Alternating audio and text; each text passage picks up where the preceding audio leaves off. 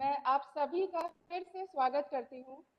अच्छा, मेरे दिमाग में एक बात हमेशा ही रहती है कि हमारे समाज में सुपरमैन, बैटमैन और स्पाइडरमैन जैसे बहुत सारे कैरेक्टर फेमस हैं। लेकिन क्या कहीं पर भी सुपर वुमेन जैसा कोई कैरेक्टर है? नहीं, हम लोग में से शायद मेरे ख्याल से किसी ने नहीं सुना होगा सुपर वुमेन जैसा कैरेक्टर। ये नहीं है कि हमारा समाज जो है वो लेता है, क्या ऐसा है? तो लेकिन जितना मैंने आर्टिकल्स पढ़ा है उसकी कई रिसर्चेस ये शो करती हैं कि सर्वाइव ज्यादा हुई है। अब इसका कारण कुछ भी हो सकता है, जैसे कि बायोलॉजिकल फैक्टर्स हो या इन्वायरमेंटल या सोशल फैक्टर्स भी हो सकते हैं। और दूसरा है कि महिलाएं जो है वो ज़्यादा स्ट्रॉन्ग होती हैं, इसीलिए उनमें सिचुएशंस को मैनेज करने की टेंडेंसी भी ज़्यादा होती है। और ये भी हम इसलिए कह रहे हैं क्योंकि हम लोग जैसे जैसे बड़े होते हैं तो हम अपने समाज में, अपने घरों में ही देखते हैं कि कैसे लोग या आंटी लोग या रिलेटिव्स हमारी जो भी होती हैं वो कैसे अपनी कंडीशंस को, अपनी सिचुएशंस को कैसे मैनेज करते हुए आगे बढ़ती जाती हैं।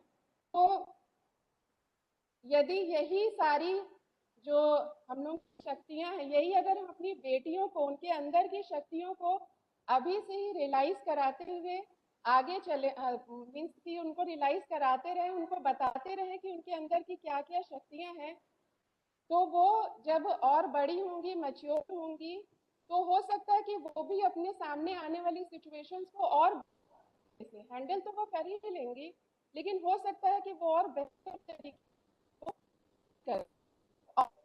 ये भी एक दिन पॉसिबल है कि हमें सुपर वुमन जैसा कोई कैरेक्टर को मिले। तो इसीलिए आज हमने यही विषय चुना है कि जो आज की हमारी समर्थ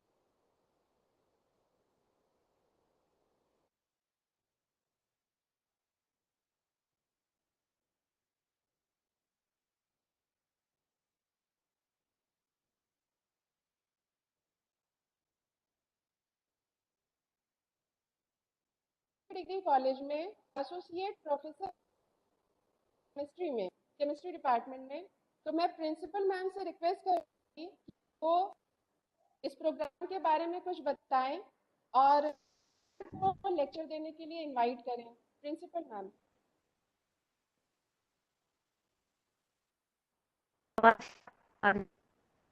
यस मैम, आ रही है। आ रही। चलिए। Yes ma'am.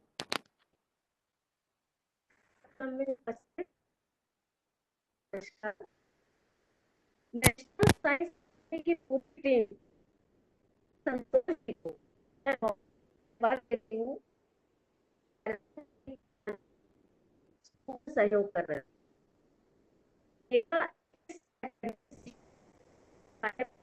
1980 मेरे रिसर्च इसलिए मुझे बहुत इच्छा थी कि हम से जुड़ के कुछ प्रोग्राम को ऑर्गेनाइज करें। आप सभी जानते हैं कि हमारी उत्तर प्रदेश सरकार ने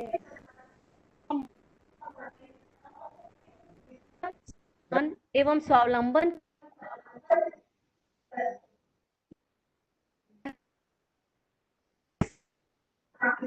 सभी विभाग, प्रशासन एवं आदि को शामिल किया है। ये सरकार की बहुत की पहल है। ये सोचना है कि और मंथन करना कि इस विषय पर क्यों पड़ी जागरूकता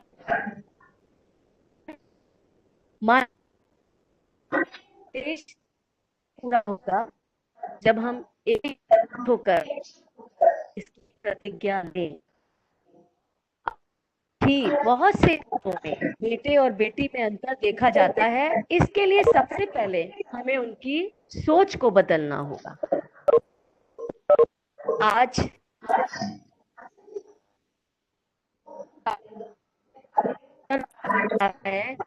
हमारे बीच पंडित जो सीएमपी कॉलेज में केमिस्ट्री के प्रोफेसर हैं, मैं उनका स्वागत और अभिनंदन करती हूँ और उनको मैं बहुत बहुत धन्यवाद देना चाहती हूँ। अपना समय निकाल दिया और छात्राओं को आने के लिए अपना समय दिया। मैं फिर से उनको थैंक्स करना चाहती हूँ। Thank you Archana ma'am. अब मैं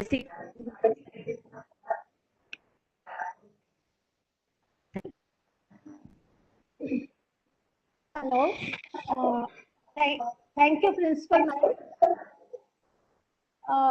अभी तक जो मैं सुन रही थी मधु जी को और प्रिंसिपल मैम को, तो वो आवाज बहुत कट कट के आ रही थी। क्या मेरी आवाज भी ऐसी ही आ रही है या वो कुछ ठीक है? संतोष जी से मैं जानना चाहूंगी। हाँ मैडम, नहीं आपकी आवाज क्लियर आ रही है मैडम, आपकी आवाज कट कट के नहीं आ रही है। और साथ ही साथ हमारे बीच में madam professor UC Srivastava sir भी जुड़ गए हैं, तो हम उनको भी अपनी इस पूरे संस्थान की ओर से सर नमस्ते कर रहे हैं और इस कार्यक्रम के लिए आपके आशीर्वाद स्वरूप से प्रणाम चाहते हैं सर। थैंक यू सर, आप भी आ गए हैं। और इस कार्यक्रम की अध्यक्षता प्रोफेसर यूसी श्रीवास्तव सर भी कर रहे हैं, जिनको हम लोग 2 बजे सुनेंगे।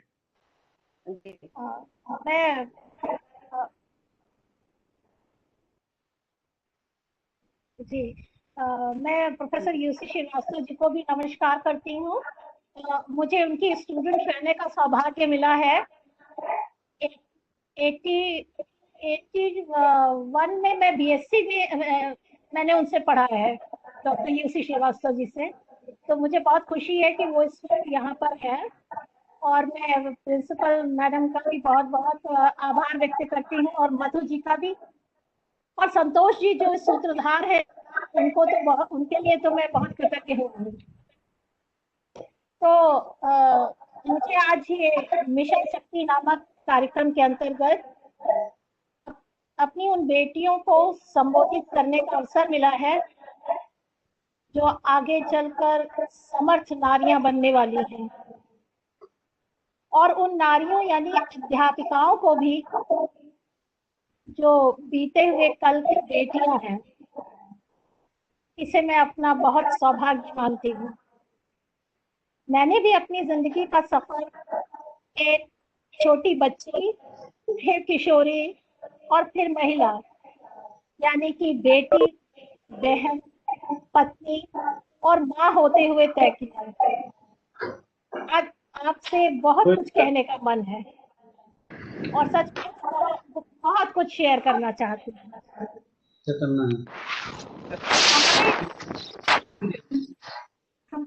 हमारे समाज में लड़के और लड़कियां या स्त्री और पुरुष एक ही परिस्थिति में अलग अलग तरीके से बिहेव करते हैं। साइन करने से कोई बड़ा संतोष जी प्लीज क्या आप अपने को म्यूट करेंगे? Sorry madam, sorry madam. Thank you very much.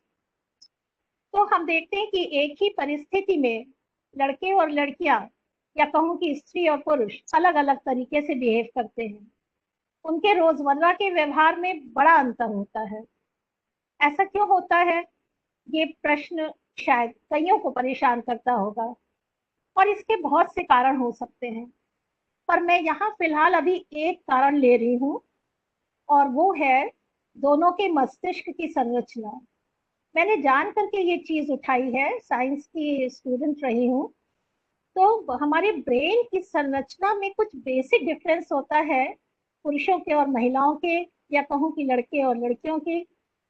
होता बहुत हल्का सा अंतर है, पर यही हल्का सा अंतर उनके व्यवहार में बहुत भारी अंतर पैदा कर देता है। तो आइए पहले मैं इसी विषय पर आपको कुछ बताना चाहती हूँ। देखिए, सैन फ्रांसिस्को में एक महिला है जिनका नाम है लुईन ब्राइजेंटाइन। इन्होंने एक चिकित्सालय खोला जिसका नाम उन्होंने रखा women mood and hormone. Women mood and hormone. 20 वर्षों तक एक डॉक्टर के रूप में कार्य करने के पश्चात ये जो लुआन ब्राइजेंटाइन है, इन्होंने एक बुक लिखी, उसका नाम रखा द फीमेल ब्रेन। इस पुस्तक में उन्होंने एक बच्ची के किशोरावस्था में पहुंचने, फिर बड़े होकर मां बनने और फिर मेनोपॉज तक पहुंचने की यात्रा में मस्तिष्क की संरचना और उसके व्यवहार के मध्य में एक संबंध स्थापित करने का प्रयत्न किया है। अगर शॉर्ट में कहूँ तो वो कुछ इस तरह से। पहली चीज जिसे सुनकर आप पहले परेशान न हो, उन्होंने कहा कि महिला का मस्तिष्क पुरुष के मस्तिष्क से 9% छोटा होता है। अब परंतु इसका ये अर्थ नहीं है कि पुरुष महिलाओं से अधिक बुद्धिमान होते हैं। वास्तव में दोनों में जो मस्तिष्क की कोशिकाएं, जिनको कि न्यूरॉन्स कहते हैं, की संख्या बिल्कुल बराबर होती है। यानी न्यूरॉन्स जो ब्रेन में उपस्थित होते हैं वो दोनों में बिल्कुल बराबर होते हैं। परंतु होता यह है कि महिलाओं में ये न्यूरॉन्स आपस में बहुत टाइटली पैक्ड होते हैं, आपस में बहुत अच्छी तरह से बंधे होते हैं। तो मस्तिष्क की कोशिकाओं के इस तरह से कस कर बंधे होने के कारण महिलाएं अधिक सोचती हैं और साथ ही साथ ज्यादा काम करती हैं या फिर कई काम एक साथ कर लेती हैं।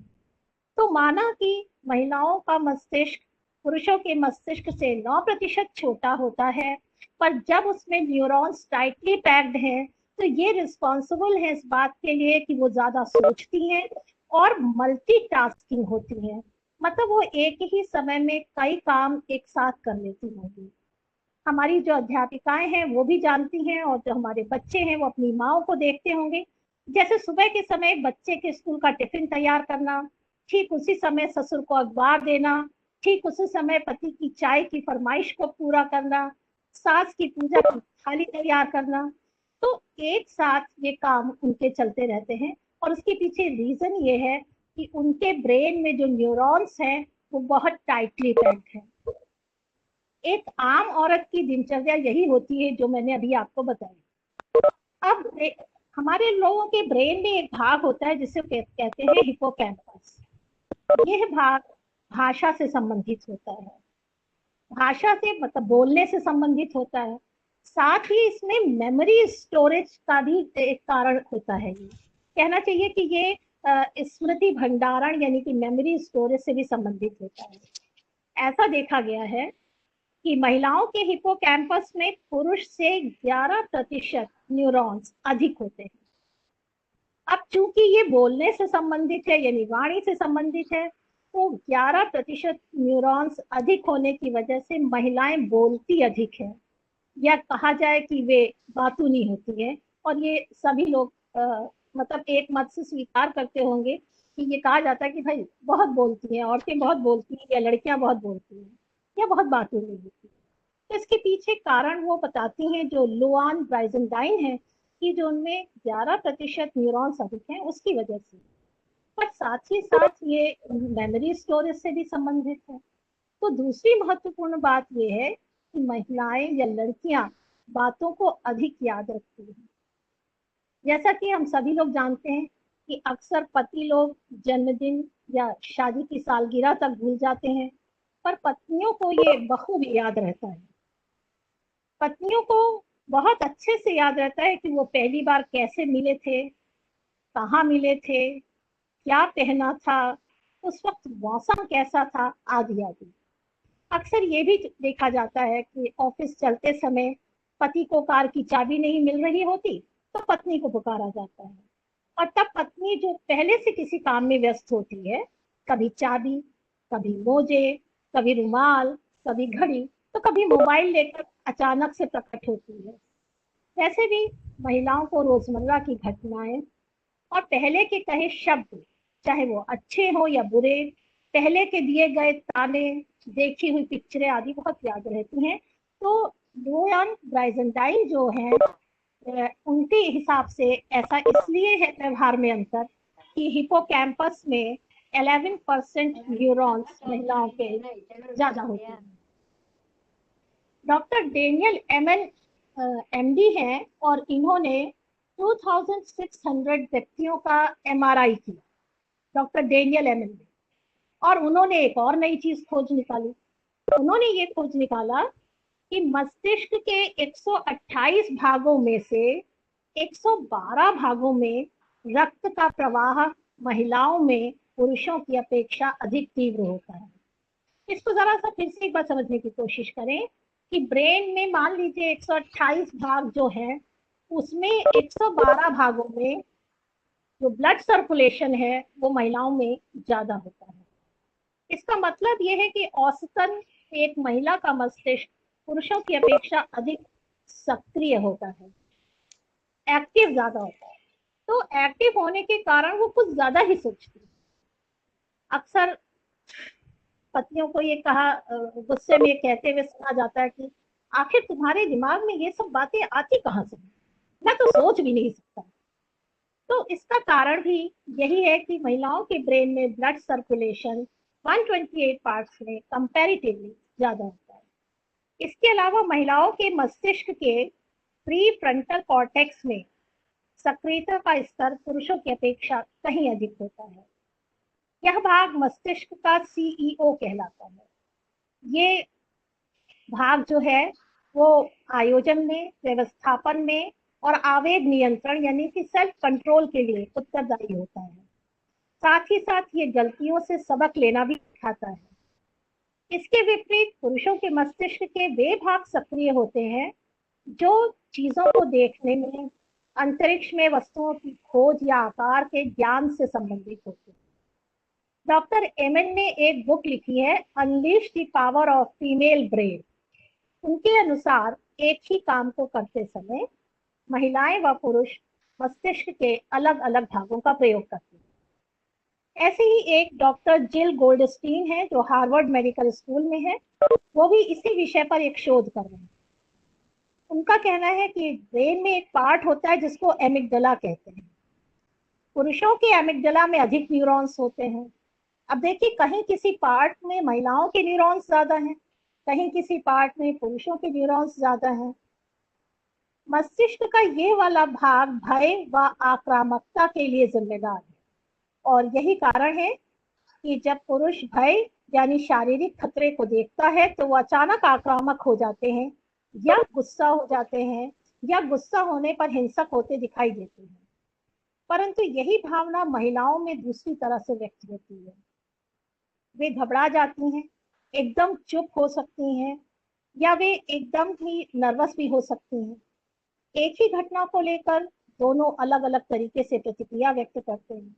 जैसे एक उदाहरण दूं आपको कि बिजली का बिल ना चुकाने पर या बच्चों की स्कूल की फीस ना जमा करने पर अगर नोटिस आ गई है तो महिलाएं तुरंत तनावग्रस्त हो जाती हैं, क्योंकि उन्हें अपने बच्चों या परिवार को होने वाली परेशानियों की चिंता हो जाती है, जबकि पुरुषों को इससे कोई विशेष फर्क नहीं पड़ता है।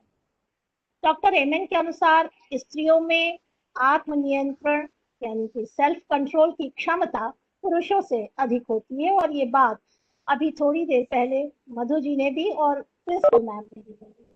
साथ ही वे अपने परिवार के स्वास्थ्य के लिए बहुत चिंतित रहती हैं और छोटी सी बात के लिए भी डॉक्टर के यहाँ जाने को तैयार हो जाती हैं। सेरोटोनिन नाम का एक केमिकल है जो ब्रेन से निकलता है, इसको ये एक न्यूरोट्रांसमीटर भी है। इसका सीधा संबंध प्रसन्न रहने से है।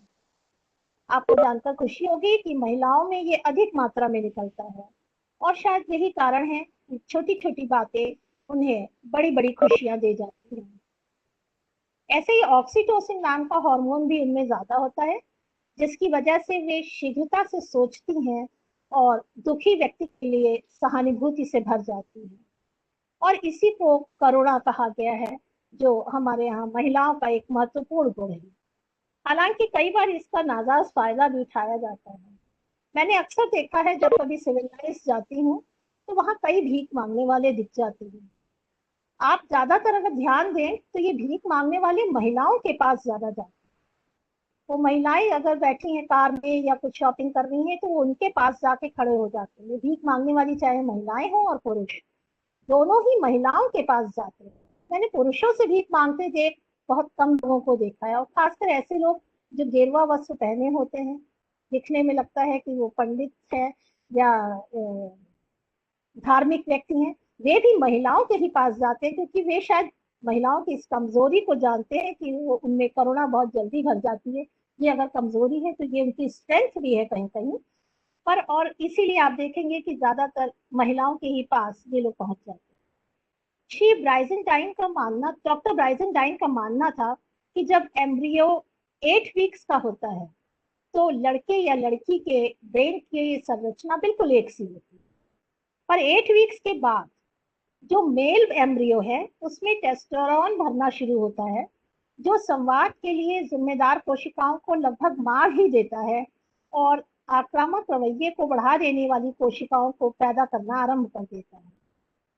आधी गर्भावस्था तक पहुंचने तक मेल व फीमेल एम्ब्रियो के मस्तिष्क में सार्थक अंतर दिखाई पड़ने लगता है। पैदा होने के बाद लड़कियां लड़कों की अपेक्षा आवाजों व ध्वनियों को आसानी से व अधिक पहचानती हैं। प्रथम 3 महीनों में लड़कियों में टकटकी लगाकर देखने की क्षमता लगभग 400% बढ़ जाती है, जबकि इस अवधि में लड़कों में यह क्षमता लगभग अनुपस्थित होती है।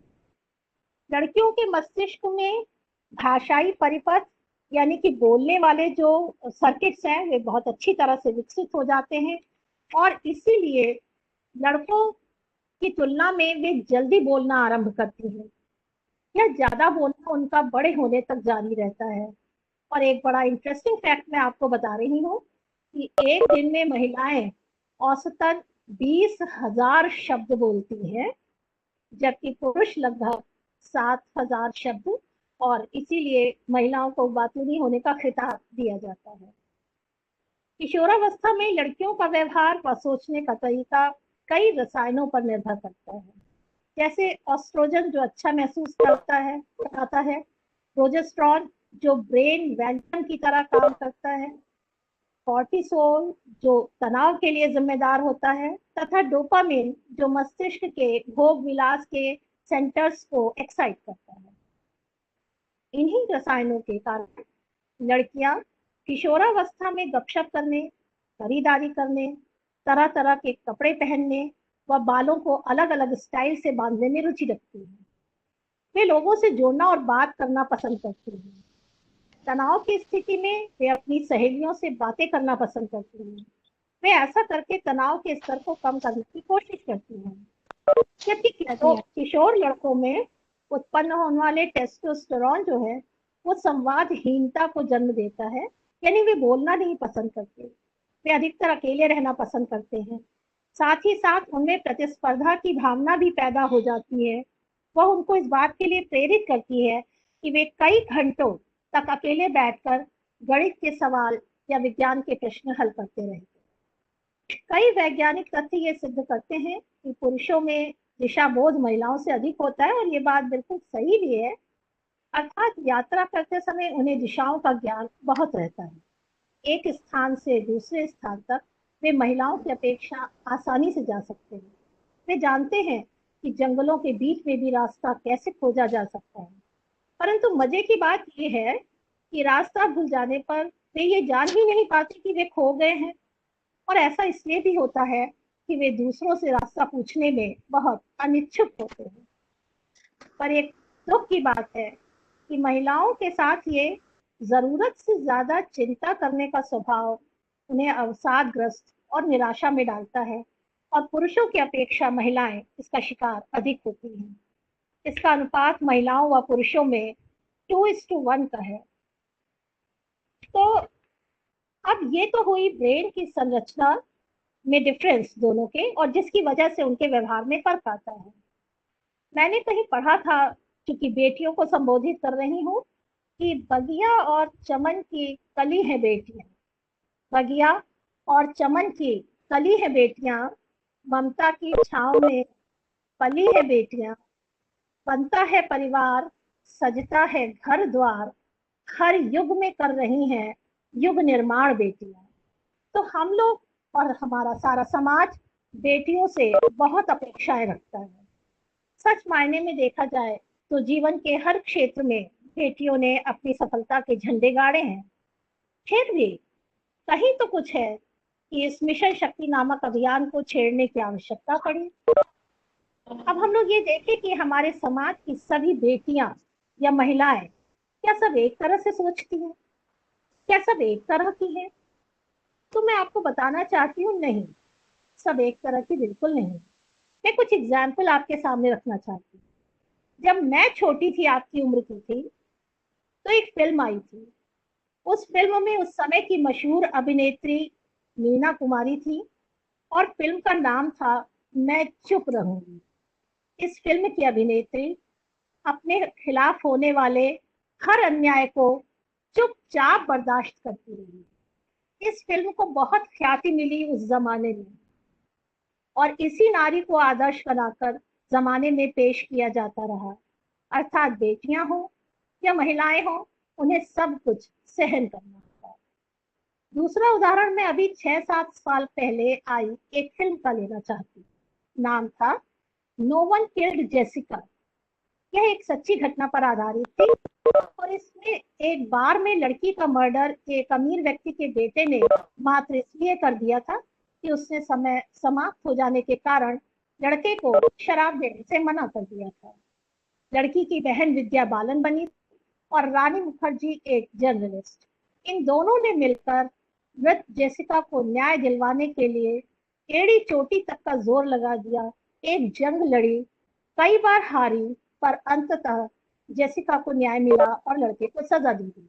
ये दूसरा उदाहरण। आइए एक तीसरा उदाहरण भी लेते हैं। तीसरी फिल्म का तो नाम मुझे आज याद नहीं है, पर इस फिल्म में अमिताभ बच्चन व माला सिन्हा थे। दोनों साथ साथ पढ़ते थे, उनमें प्यार हुआ। अमिताभ बच्चन पुलिस इंस्पेक्टर बन गए, पर यह विवाह इसलिए ना हो पाया क्योंकि माला सिन्हा उसी कॉलेज की चपरासी की बेटी थी। माला सिन्हा के आत्मसम्मान को बहुत ठेस लगी। उसने बड़ी मेहनत की, पढ़ाई की और फिर वो DIG बनी और अमिताभ बच्चन को उसके अंडर काम करना पड़ा। इन 3 एग्जाम्पल्स को आपके सामने रखने के पीछे मेरा एक ही मकसद है कि हम अपनी बेटियों को भविष्य में इनमें से किस रूप में देखना चाहते हैं। मैं बताना चाहती हूँ अपनी बेटियों को कि जिंदगी फूलों की सेज नहीं है, इसमें पगडंडियां हैं, पहाड़ियां हैं, चटियल रास्ते हैं, कांटों के दरख्त हैं। उस वक्त हमें सोचना ये होता है कि हमें करना क्या है।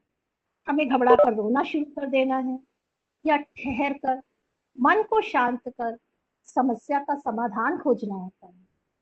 समस्या है तो हल तो होगा ही, ये तो हो ही नहीं सकता कि उसका हल ना हो। पर अगर हल स्वयं नहीं मिल रहा है तो फिर पूछना होगा अपने माँ बाप से या किसी ऐसे से जो सही सलाह दे। हमारे भारत में महिलाओं के 3 चेहरे हैं। पहला वो जो गांवों और कस्बों में रहता है, वेदना और संवेदना से गढ़ा जाता है, जिनका व्यक्तित्व इनके कर्तव्य का कारखाना सदैव अनवरत चलता रहता है। सिर्फ किए जाना और सहे जाना इनकी फिलॉसफी होती है। ये एक तबका है। दूसरा चेहरा है जो मेट्रो सिटीज की महिलाओं का है, जिनकी उंगलियों में आधुनिक गैजेट्स खेला करती हैं, जिनकी उंगलियां हर क्षण मुनाफा गिनती हैं, जिन चमकती आंखें रोमांचक सपने बुनती हैं और जो अगले ही पल उनको जी लेना चाहती हैं और चाहती ही नहीं, उन सपनों को जी लेने का मादा भी रखती हैं। तो उनके मन में परंपरा की कोई गांठ मौजूद नहीं होती। इतनी सशक्त हैं कि इनकी इजाजत के बगैर इनके जीवन का एक हर्फ भी नहीं पढ़ा जा सकता। ये 2 बिल्कुल एक्सट्रीम एंड्स हैं। इनके बीच की भी एक महिला है। तीसरा चेहरा उन महिलाओं का है जिनकी नींव तो छोटे शहरों में है, पर जो स्वतंत्र जिंदगी का क ख ग सीख रही होती है। एक तरफ तो ये पारंपरिक संस्कारों से लैस है, पर दूसरी तरफ ये अपनी जिंदगी को बदलते वक्त और जरूरतों के अनुसार खुद को अपडेट भी करती है। इस कैटेगरी में मैं आपके स्कूल की अध्यापिकाओं को भी रख रही हूँ और स्वयं को भी। ये परिवार और नौकरी साथ लेकर चलती है। कभी परिवार व समाज के प्रति वफादारी निभाती हैं तो कभी नौकरी और व्यवसाय के साथ। इस वफादारी को निभाते निभाते कभी कुंठित भी होती हैं तो कभी संतुष्ट भी होती हैं। घरों में इनके सिर ढके होते हैं, परंतु सड़क पर कार चलाकर सभी काम स्वयं करने का सामर्थ्य रखती हैं। घर में अपने बेटी व बेटे, पति व सास की छोटी सी जिद के आगे बिछ जाती हैं तो ऑफिस की कुर्सी पर बैठकर कभी प्यार से कभी डांट कर अपने मातहतों से काम भी करवा लेती हैं। यही चेहरा भारतीय महिलाओं का ब्रांड चेहरा है और ये सब कहीं ना कहीं कुछ ना कुछ सेक्रीफाइस करके ही करती हैं। अपना आराम छोड़ती हैं, अपने शौक छोड़ती हैं, अपनी नींद में कटौती करती हैं। और सही कहूँ तो इन्हें लेडीज ऑन द व्हील कहा जा सकता है, यानी लेडीज ऑन द व्हील, यानी हम लोग नहीं कहते उनके पैर में चक्कर है, मतलब वो हर वक्त दौड़ती ही दिखाई पड़ती हैं, चाहे वो घर के काम हो या ऑफिस के। अगर इन्हें मना भी करना होता है किसी चीज को तो ये साफ साफ मना नहीं करती, ये कहती है मुझे ऐसा पसंद नहीं। सच कहें तो ये प्रेयसी भी होती हैं, पत्नी भी होती हैं, माँ बेटी बहन कर बहुत प्यार करती हैं। बरसों ये मोजे रुमालों और नाश्तों के इर्द गिर्द घूमती रहती हैं। बहुत प्यार करती हैं ये अपने आसपास के लोगों। पर अब वो महसूस करने लगी हैं कि भाई हम छलावा तो नहीं सहेंगे, हम दर्द भी नहीं झेलेंगे, हम टूटेंगे भी नहीं, हम बिखरेंगे भी नहीं, हम आपसे ज्यादा समर्थ नहीं बन पाएंगे, कोई बात नहीं है, पर हम सब मजबूत बनकर तो दिखाएंगे ही। साथ साथ चलने का की भावना रखते हैं। अगर पुरुष हमें बराबरी का दर्जा न दे सकते हैं तो ना सही, पर हम तो देते हैं बराबरी का दर्जा, तो पीछे नहीं रहना चाहते हैं। तो बात क्या निकल कर आई, हमें अपनी बेटियों को समर्थ बनाना क्या है, वो है ही, हमें उनका सामर्थ्य याद दिलाना है। आपको सुंदरकांड का वो प्रसंग याद होगा, हनुमान जी को समुद्र पार करना था और वो ये खड़े थे असमंजस में, तब जामवंत जी ने उनका सामर्थ्य उनको याद दिलाया था और फिर वे उस समुद्र को पार कर गए। ऐसे ही हमारी बेटियों में, हमारी महिलाओं में सामर्थ्य तो है ही, बस उन्हें याद दिलाना है। तो समर्थ अगर हम लोग को बनना ही है या हमें याद रखना है, तो हमें मानसिक रूप से भी समर्थ बनना है, शारीरिक रूप से भी, आर्थिक रूप से भी और भावनात्मक रूप से भी। तो सबसे पहले हम लोग ये देखें कि मानसिक रूप से हम और हमारी बेटियां कैसे समर्थ हो सकते। तो पहला सूत्र ये है कि नकारात्मकता से बाहर निकले और सकारात्मकता अपनाएं, यानी नेगेटिव अप्रोच छोड़े और पॉजिटिव अप्रोच अपनाएं। बहुत बात होती है आजकल पॉजिटिव अप्रोच की। अब सवाल ये उठता है कि करे तो कैसे करे ये। मुझे दो पंक्तियां याद आ रही हैं जो मुझे बहुत पसंद है, और सच कहूं तो इसे मैंने अपनी जिंदगी का एक मोटो बना रखा है। ये मैं हर वक्त याद रखती हूँ कि सारी उम्र गुजर गई खुशियां बटोरते बटोरते, सारी उम्र गुजर गई खुशियां बटोरते बटोरते, और बाद में पता चला कि खुश तो वो लोग थे जो खुशियां बांट रहे थे। तो एक बात तो तय निकली कि यदि हम खुशी बांटेंगे तो हमें खुशी मिलेगी, पर हम बांटेंगे तो वही तो हमारे पास होगा। इतना तो हम सब जानते हैं कि यदि हमारे पास पैसा नहीं है तो हम किसी को पैसा उधार कैसे दे सकते हैं। यदि हमारे पास बुक नहीं है तो दोस्त के मांगने पर हम कैसे दे सकते हैं। यानी यदि हम खुश नहीं हैं और हमारे पास खुशियां है ही नहीं तो हम बांटेंगे कैसे। तब प्रश्न ये उठता है, क्या करने से खुशी मिलेगी। एक सच्ची घटना है। एक बहुत सुंदर और अमीर महिला एक साइकियाट्रिस्ट के पास पहुंची और उसने वहां जाकर कहा, मेरे पास बहुत बड़ा बंगला है, मेरे पास कई गाड़ियां हैं, मेरा पति बहुत अच्छा है, मेरे बच्चे बड़े अच्छे और पढ़ने में लायक हैं, मेरे पास घर में सारी सुख सुविधाओं की चीजें हैं, पर फिर भी मैं खुश नहीं, मुझे खुशी कैसे मिलेगी। साइकियाट्रिस्ट ने उनको देखा, फिर कहा मैं अभी आपको किसी से मिलाता हूँ, और उसने तुरंत ही एक आवाज लगाई और अपने यहाँ की स्वीप्रेस को बुलाया। स्वीप्रेस जब सामने आई, जो झाड़ू पोछा उनके यहाँ करती थी, वो देखने में बड़ी दुबली पतली सी कमजोर सी महिला थी, पर उसके चेहरे पे मुस्कुराहट खेल गई। साइकियाट्रिस्ट महोदय ने उससे कहा, तुम जरा इनको अपनी कहानी तो सुनाओ स्वीप्रेस से। तो उसने कहा, मैडम जी अभी 2 साल पहले मेरा पति मर गया, उसके थोड़े दिनों बाद ही मेरा लड़का मर गया, मेरा घर छिन गया, मेरे पास रहने को नहीं था, खाने को नहीं था। फिर मैंने एक झोपड़ी बनाई और दूसरों के घरों में काम करना शुरू किया, बर्तन मांजने का काम शुरू किया। मुझे लगता था मेरी जिंदगी में कुछ नहीं है, मुझे अपनी जिंदगी का अंत कर देना चाहिए, और मैं इसी तरह के विचारों में डूबते उतराते काम करती थी। एक दिन मैं अपनी झोपड़ी में आई तो उसमें वहां पर एक छोटा सा कुत्ते का पिल्ला, आप जिसको पपी प्यार से बोलते हैं, वो मेरी झोपड़ी में घूम घूम कर कुछ खाने के लिए ढूंढ रहा था। मेरे पास थोड़ा सा दूध था तो मुझे एक घर से मिला था, मैं लाई, उसको मैंने एक कटोरी में रखा और उस पपी के सामने रख दिया, उस पिल्ले के सामने। उसने उसको पिया और खुशी से पूंछ हिलाने लगा और उस दिन मुझे पहली बार खुशी का एहसास हुआ और मुझे लगा कि नहीं, मैं खुश रह सकती हूँ। और फिर मैंने बना लिया कि मैं जो भी कमाती हूँ उसमें से कुछ मैं किसी ना किसी को दे देती हूँ। और उसके चेहरे पे वो खुशी देख करके मुझे बहुत अच्छा लगता है। मुझे समझ में आ गया कि मैं जब दूसरों के लिए करूंगी तो मैं भी खुश रहूंगी। और फिर मैंने अपनी जिंदगी में फिर से खुश रहना सीखा। तो क्या हम लोग ऐसे छोटे मोटे काम नहीं कर सकते जिससे हमें खुशी मिले? मैं बच्चियों को मैं मुख्य रूप से संबोधित कर रही हूँ।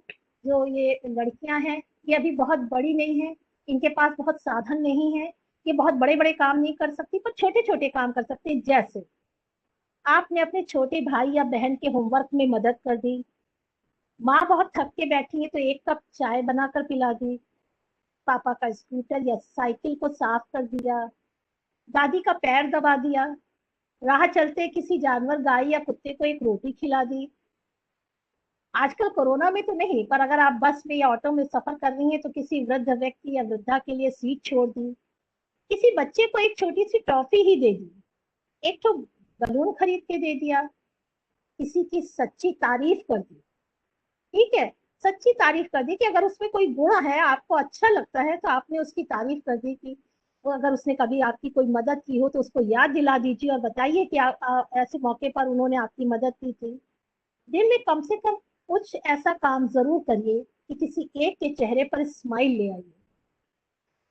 इस तरह के देखा जाए तो बहुत सारी लिस्ट बनाई जा सकती है। मैं इसमें आपको एक छोटा सा एग्जाम्पल देना चाहती हूँ जिसमें ना पैसे का खर्चा है, ना आपको मेहनत करनी है, पर सामने वाले के चेहरे पे स्माइल आ जाएगी और उस स्माइल को देख के आपको भी खुशी होगी। मैं कंपनी गार्डन के पास रहती हूँ, चंद्रशेखर आजाद पार्क के पास, और मैं वहां सुबह टहलती हूँ। एक बार बारिश के समय मोबाइल मेरे हाथ में था और मेरे पास और कोई चीज नहीं थी जिससे मैं उसको बारिश से बचा सकती। वहां पर मेरी एक महिला मित्र थी जो बहुत पढ़ी लिखी नहीं, पर वो बहुत प्रसन्न चित्त महिला है। तो उन्होंने मेरी परेशानी देखी तो एक छोटी सी पॉलीथीन का पैकेट उन्होंने निकाला अपने पास से और उन्होंने मुझे दे दिया। कहने को वो सिर्फ एक पॉलीथीन का पैकेट था, पर मेरा 15,000 का मोबाइल उस पॉलीथीन के पैकेट में ही सुरक्षित रह सकता था। उस वक्त मुझे उसकी बहुत जरूरत थी, क्योंकि मैं भीग जाऊं तो चलता है पर मोबाइल नहीं भीगना चाहिए था। मैं बहुत कृतज्ञ हो गई। मैंने उस वक्त उनको थैंक यू कहा, पर बाद में मैंने उनको जब याद दिलाया कि आपने उस दिन मेरी इस तरह से मदद की थी और आपने मुझे वो पॉलीथीन का पैकेट दिया जिसमें मेरा मोबाइल बच गया, और उस मोबाइल का बचने का मतलब कितना कुछ मैंने बचा लिया, तो मैं आपके प्रति बहुत कृतज्ञ हूँ। तो मैंने उनके चेहरे पे जो एक आत्मसंतोष का भाव देखा, एक खुशी का भाव देखा, वो बेचारी विनम्रता से दोहरी हो गई, क्योंकि उनको नहीं लग रहा था कि पॉलीथीन देना कोई बहुत बड़ी बात थी, और मेरे लिए बहुत बड़ी बात। तो इस तरह की चीजें जो किसी ने आपके साथ की हुई है, बहुत बड़ी बड़ी चीजों की मैं बात नहीं कर रही, बहुत बड़े बड़े और महान कार्यों की मैं बात नहीं कर रही, बहुत बड़ी बड़ी खुशियां हम लोग को चाहिए भी नहीं होती हैं। छोटे छोटे काम, छोटी छोटी खुशियों में ही खुश रहना हम सीख सकते हैं और दूसरों को भी रख सकते हैं। तो आप देखेंगे कि जब आप ज्यादा से ज्यादा अच्छा कर रही होती हैं तो आपके साथ भी अच्छा हो रहा है। पर हो सकता है आपको लगे कि जितने काम मैंने आपको बताए अभी, ये तो आप करती ही रहती हैं। तो पर होता ये है, तो अगर आप अच्छा कर ही रही हैं तो आपके साथ अच्छा क्यों नहीं हो रहा है? असलियत ये है, हम एक तो अच्छा काम करते हैं और साथ में 5 गड़बड़ काम जो कर देते हैं वो। अब आप सोचेंगे ऐसा क्या गड़बड़ काम हम लोग करते हैं, मैं बताती हूँ आपको। जैसे एक सहेली की बुराई दूसरी सहेली से कर दी, अब पास तो आपने नेगेटिव एनर्जी ही कर दी। माँ ने कोई काम बताया और अनसुना कर दिया, अब माँ को तो कष्ट होगा ही, ये भी नेगेटिव एनर्जी पास हो गई। दादी ने कुछ मांगा तो चिड़चिड़ा लिए और बड़बड़ाते हुए दे आए, यहाँ भी नेगेटिव एनर्जी आपने पास कर दी। छोटे भाई पर गुस्सा हो लिए कि भाई टीवी सीरियल हम अपने मन का देखेंगे, तुम्हारा मैच क्यों देखें, ये भी नेगेटिव एनर्जी पास हो गई। फोन में बैलेंस खत्म हुआ तो ही बड़बड़ाना शुरू कर दिया। ऑनलाइन क्लास के समय इंटरनेट नहीं चला तो भी बड़ी शिकायत हो गई। और तो और, घर में माँ ने कद्दू की सब्जी क्या बना दी, वो ही बन गया। मनपसंद टीवी शो आने के समय लाइट चली गई तो बिजली वालों को बोलना शुरू कर दिया। ऑटो में ठुस कर बैठना पड़ा तो इरिटेट हो गया। सामने वाली आंटी ने मास्क न लगाने पर टोक दिया तो 4 बातें मनी मन उनको भी सुना दी। अब सामने की छत पे बच्चे पतंग उड़ा रहे हैं, उनकी पतंग कट के हमारी छत पे गिर गई, मांगने आए तो ही चिड़चिड़ा गए, छत तक कौन चढ़ के जाए सीढ़ियां और बच्चों को दे। आखिरी रोटी सेकते समय गैस खत्म हो गई, आज बर्तन मांजने वाली नहीं है। ये छोटी छोटी सी चीजें हैं जिन पर हर बार हम कितनी बार दिन में इरिटेट होते हैं, चिढ़ते हैं, कुड़कुड़ाते हैं, कुछ ना कुछ बोल देते हैं। तो इतनी नेगेटिव एनर्जी जो हम पास कर रहे हैं, इसकी वजह से जो हमने एक अच्छा काम दिन में किया है वो न्यूट्रलाइज हो जाता है। एक तराजू में अगर आप एक तरफ अच्छे काम रख रही हैं और एक तरफ नेगेटिव वर्क, जिसको हम कहते हैं नेगेटिव अप्रोच रखते हुए, मान लीजिए हमने दिन भर में 10 किए, 10 अच्छे काम किए और 10 साथ में कुछ गड़बड़ कर दिए, बराबर हो गया।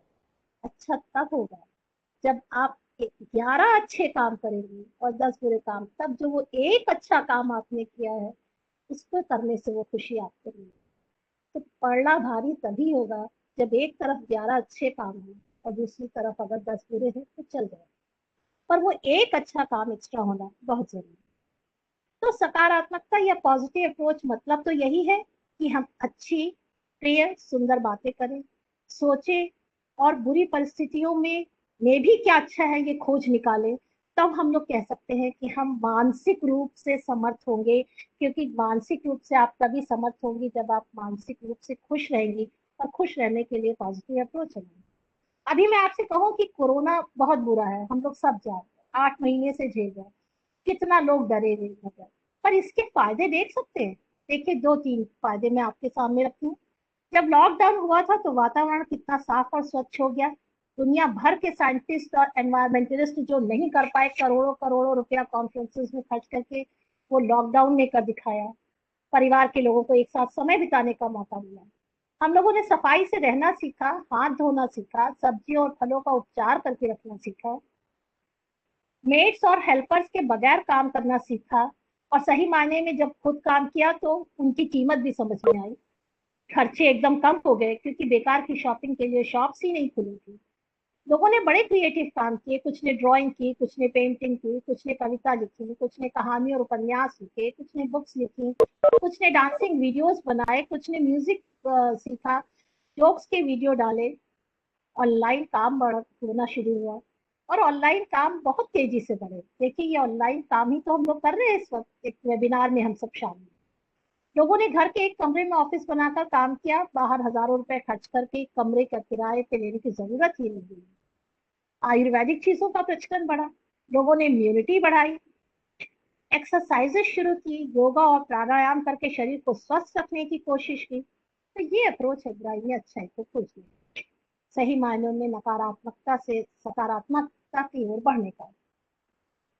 मेरा आप सबसे एक ही कहना है कि अपने हौसलों को ये ना बताइए कि आपकी परेशानी कितनी बड़ी, अपने हौसलों को ये ना बताइए कि आपकी परेशानी कितनी बड़ी है, अपनी परेशानियों को ये बताइए कि आपके हौसले कितने। मन में अच्छे विचार रखिए तो आप खुश रहेंगे। मन की बात मैं कर चुकी हूँ। अब देखें कि तन से कैसे समर्थ बन सकते हैं, यानी हम अपनी बॉडी और अपने शरीर को कैसे समर्थ बना सकते हैं। डाइट पौष्टिक होनी चाहिए, हम लोग सब जानते हैं। जंक फूड से बचें, ये सबको पता है। अपनी दिनचर्या नियमित रखें, रात में जगकर पढ़ने के बजाय दिन में पढ़ें। एक जो ये बात आजकल बच्चों में भी और बड़ों में भी दिखाई पड़ती है, मैं आपको बताऊं, लोग रात में जगते हैं और दिन में सो जाते हैं। नेचुरली सोना तो जरूरी है ही। मैं आपको बताऊं, मेलाटोनिन नाम का एक न्यूरोट्रांसमीटर होता है। न्यूरोट्रांसमीटर्स उनको कहते हैं जो ब्रेन से निकलते हैं, ये केमिकल। ये मेलाटोनिन नाम का केमिकल नींद के लिए रिस्पॉन्सिबल है, और ये शाम होते ही निकलना शुरू हो जाता है जब सूरज अस्त हो जाता है। और रात में 2 बजे मेलाटोनिन का कॉन्सेंट्रेशन आपकी बॉडी में मैक्सिमम होता है, यानी रात के 2 बजे आपको सोए रहना चाहिए, क्योंकि ये सोने के लिए रिस्पॉन्सिबल केमिकल है, ये न्यूरोट्रांसमीटर। और होता ये कि जब इसका कॉन्सेंट्रेशन आपकी बॉडी में मैक्सिमम है, जब आपको सोए रहना होता है, उस वक्त आप जाग रहे होते हैं। शुरू में तो बॉडी इस चीज को कंपनसेट करती है, पर लॉन्ग टर्म में धीरे धीरे इसका कंसंट्रेशन कम होने लगता है बॉडी में। फिर एक समय ये भी आता है कि सिक्रीट होना बंद हो जाता है, और 40 तक पहुंचते पहुंचते, 40 की उम्र तक पहुंचते पहुंचते लोगों में इंसोम्निया यानी नींद ना आने की बीमारी पैदा हो जाती है। और आजकल बहुत लोग ऐसे हैं जिन्हें नींद की गोलियां खा के सोना पड़ता है। तो अगर कोशिश ये हो जाए कि दिन में पढ़ा जाए, दिन में जगा जाए और रात में सोया जाए तो बहुत अच्छा है। हम लोग व्यायाम कर सकते हैं और पानी वगैरह पर्याप्त, तो इससे आप अपने शरीर को यानी अपनी बॉडी को भी स्वस्थ। तो हमने मन की भी बात कर ली और बॉडी की भी बात। अब बात होती है आर्थिक रूप से समर्थ होने। इसके लिए पढ़ाई करनी है, क्वालिफाइड बने, साथ में टेक्निकल ट्रेनिंग भी लें। कम से कम अपनी आजीविका चलाने लायक तो हमें बनना ही होगा। काम कोई छोटा नहीं होता। जब इंटरनेट पर हम लोग कपड़ों की शॉपिंग के लिए सर्च करते हैं, घर के सामानों के लिए सर्च करते हैं, तो क्या हम इस तरह के कामों के लिए नहीं सर्च कर सकते कि छोटे मोटे काम ही सही जिनसे हम पैसा कमा सकते हैं, ऑनलाइन कैसे काम किए जा सकते हैं या दूसरी ट्रेनिंग कैसे ली जा सकती है। ये तो सर्च करना ही होगा और उनको अपनाना ही होगा, क्योंकि जब आप आर्थिक रूप से समर्थ होंगी तभी आप दूसरे असमर्थ लोगों की सहायता कर पाएंगे। अपनी आवश्यकताएं जब आप स्वयं की कमाई से पूरी करती हैं तो आपका आत्मविश्वास बहुत बढ़ जाता है और अपनी ही क्यों परिवार की जरूरतें भी पूरी कर सकती हैं। यही नहीं, आप घर में सहयोग भी कर सकती हैं, किसी गरीब जरूरतमंद की मदद भी कर सकती हैं। ईश्वर न करे पर कोई दुर्घटना हो जाने पर अपना ख्याल खुद रख सकती हैं। आपको दूसरों या समाज पर निर्भर रहने की आवश्यकता नहीं पड़ती। इसलिए आर्थिक रूप से भी समर्थ बनना है होगा कि आपको आगे चल करके क्या करना है। अब अगर देखें मिशन शक्ति को, तो मिशन शक्ति के ऊपर बड़ा काम हो रहा है, आपके कॉलेज में भी काम चल रहा है। पर मैं आपको बताऊं, ये मिशन शक्ति सार्थक तो तभी होगा जब आए दिन किसी शोधे के मुंह से गुस्से में या किसी भद्र पुरुष के मुंह से मजाक में निकली हुई माँ बहन की गाली पिघले शीशे की तरह कानों में नहीं उतरेगी, जबकि बलात्कार के शिकार को अखबार के पहले पन्ने पर विज्ञापित नहीं किया जाएगा और अखबार की बिक्री के हेतु इस तरह की खबरें पहले पन्ने पर डाली जाएगी। जबकि खत्म हो जाएगी पतियों के द्वारा इस्तेमाल की जाने वाली कि मैं अपनी पत्नी से जॉब करवाता या नहीं करवाता जैसी शब्दावली। जबकि हर नौकरी पेशा लड़की लिखवाएगी निसंकोच और सहर्ष डिपेंडेंट में अपने माँ बाप का नाम। जबकि जीवन बीमा कंपनियां नहीं कहेंगी भेदपूर्वक कि पैसा बचाओ बेटे की पढ़ाई और बेटी की शादी के लिए। क्यों? बेटी की पढ़ाई नहीं जरूरी है क्या? जबकि माँ बाप खरीदेंगे सहर्ष बेटे के लिए भी किचन सेट। बचपन से ही हमारे यहाँ ट्रेनिंग इस तरह से दी जाती है कि बच्चे लड़के को तो घर में खाना बनाना आना ही नहीं चाहिए या खाना बनाना उसका क्षेत्र ही नहीं। तो जब माँ बाप बच्चे के लिए भी किचन सेट खरीदे, बात तो तब है, तब हम कहेंगे कि मिशन शक्ति सार्थक होगी। जबकि नहीं होंगे सिंदूर या सफेद वस्त्र महिला के सौभाग्य या दुर्भाग्य के साइन बोर्ड। और ये एक बहुत अच्छी बात मुझे लगती है कि जबकि सास गर्भवती बहू को आशीर्वाद देगी कि तुम एक सक्षम बेटी की माँ बनो। दूधो नहाओ पूतो फलो बहुत पुरानी कहावत है, ये अक्सर आशीर्वाद में महिला देती हैं। जब सासें अपनी बहुओं को ये आशीर्वाद देने लगे कि तुम एक सक्षम बेटी की माँ बनो तो मिशन शक्ति सार्थक होगा। जबकि विवाह के बाद लड़कियों को सरनेम बदलने के लिए जोर नहीं दिया जाएगा। ये सूची बहुत लंबी हो सकती है पर अभी इतना ही है। सच मायने में यदि पूछा जाए कि हमारी बेटियां या हमारी आज की नारी क्या चाहती है, तो सही में वो ये चाहती है आदिशक्ति न माने, देवी न माने, पूजने की जरूरत नहीं है, पर हमें मुट्ठी भर अपनापन और सहानुभूति तो दे। आप संवेदना न दे पर गहरी वेदना भी न दे। आप अधिकार न दे पर अपने कर्तव्यों को चुनने और उन्हें पूरे करने की आजादी तो दे। आप हमें प्यार करें न करें पर खुद को प्यार कर सके इतना तो अधिकार दे। पूरा घर नहीं चाहिए होता पर हमारे लिए एक कोना तो हो जहां कि वो अपने को समेट ले और सहेज ले। स्वतंत्रता भले ही ना मिले पर वर्जनाओं से मुक्ति तो दे। हमारी यकीन मानिए हमारी बेटियों और स्त्रियों की अपेक्षाएं बहुत कम होती हैं, पर यही बेटियां या स्त्रियां जब संतुष्ट होकर मुस्कुराती हैं तो सारा समाज खिलखिलाता है। मेरा कहना है कि जंजीरें मुश्किलों की पिघल जाएंगी, बस आग इरादों की जलने दीजिए। जंजीरें मुश्किलों की पिघल जाएंगी, बस आग इरादों की जलने दीजिए, तारे जमीन पे आके हाथ मिलाएंगे, ख्यालों की उड़ान को बस जमीन तो दीजिए। सही मायने में स्त्रियों के लिए, बेटियों के लिए, महिलाओं के लिए ये घूंघट से लेकर सिर पर ताज तक का सफर है। आज की बेटियां हो या महिलाएं, सभी दुर्बलताओं को दूर कर खुद को मजबूत करने की पुरजोर कोशिश करती हैं। आधुनिकता के साथ साथ परंपरा का गजब सामंजस्य बिठाया है इन्होंने। साहसी, परिपक्व और मजबूत इरादे वाली हैं। हर क्षेत्र में प्रतिस्पर्धा के बावजूद इन्होंने अपना दबदबा बना रखा है। निराशा के क्षणों में भी संयम बनाकर रखा। बेटियां तो चिराग हैं। आपने सुना होगा कई बार गर्वीले माता पिता सहज भाव से कह देती हैं कि मेरी बेटी नहीं, बेटा है। पर ध्यान दीजिएगा, बेटे के विकल्प के तौर पर बेटी का दर्जा आज भी दोयम है। बेटा नहीं, ये मेरी बेटी नहीं, बेटा है, मतलब बेटा ही तो फिर असली है। बेटी को भी बेटे के विकल्प के रूप में देखते हैं।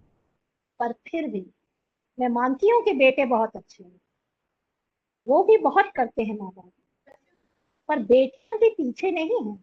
माता पिता के जीवन में ये ठंडे पानी के छींटे मारती है, विषमता को सरलता में परिवर्तित कर देती है।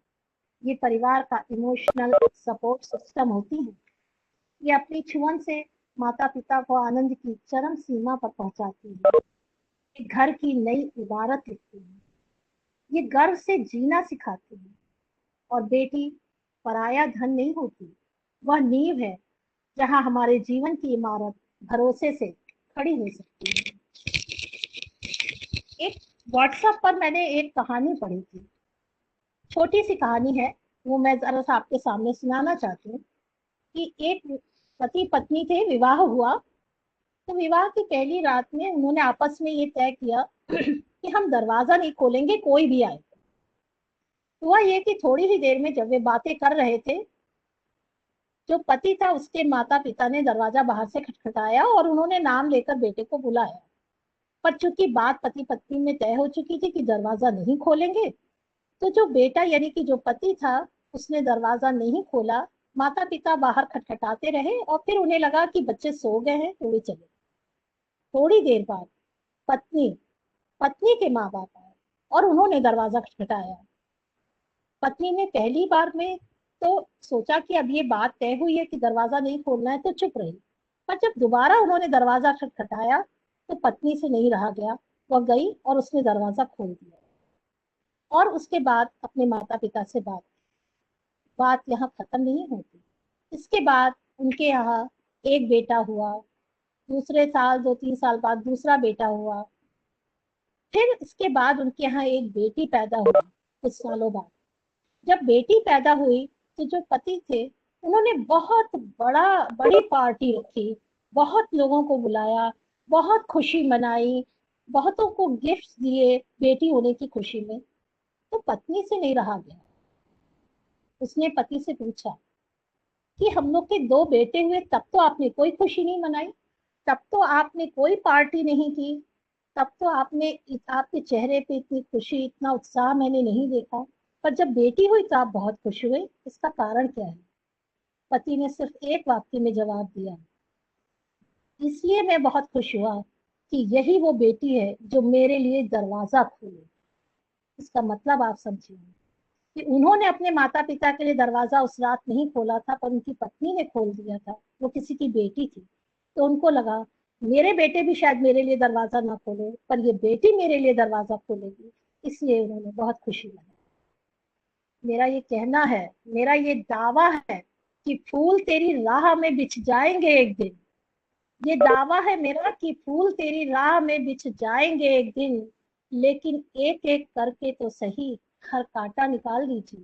तो हमारी बेटियों को, हमारी महिलाओं को अपनी जिंदगी के हर कांटे को एक एक करके निकालना होगा। और सच कहूं तो पूरी स्त्री जाति को कहूं या फिर बेटियों को कहूं, मेरा ये संदेश है उनके लिए कि रास्तों के पत्थरों से हार हमने मानी नहीं। हम अलग ही हैं, हमारा विश्व में सानी नहीं, नित नई राहें बनाना खूब आता है हमें, नित नई राहें बनाना खूब आता है हमें, हम किसी तालाब का ठहरा हुआ पानी नहीं। तो अगर हम लोगों में इतना सामर्थ्य है, इतना आत्मसंयम है, हमारी सोच अच्छी है, तो हमें कोई आगे बढ़ने से रोक नहीं सकता। और ये जो मिशन शक्ति है, ये आपके सामर्थ्य को याद दिलाने के लिए ही किया जा रहा है कि आप अपने सामर्थ्य को पहचाने और मजबूती से खड़ी हों। मैं डॉक्टर इंदु सिंह जी जो प्रिंसिपल जीजीआईसी हैं, डॉक्टर मधु यादव जी और प्रोफेसर यूसी श्रीवास्तव जी, आपके जीजीआईसी के और जो अध्यापिकाएं हैं उनको, और इस कार्यक्रम के कोऑर्डिनेटर कहना चाहिए डॉक्टर संतोष शुक्ला जी, आप सबको बहुत धन्यवाद देती हूँ। और मेरी कामना और ईश्वर से ये प्रार्थना है कि अंत कर रही हूँ मैं अपने इन बातों का ये कह के,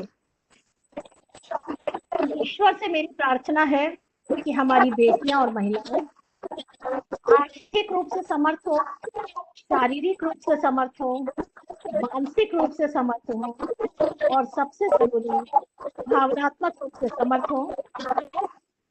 बहुत बहुत धन्यवाद।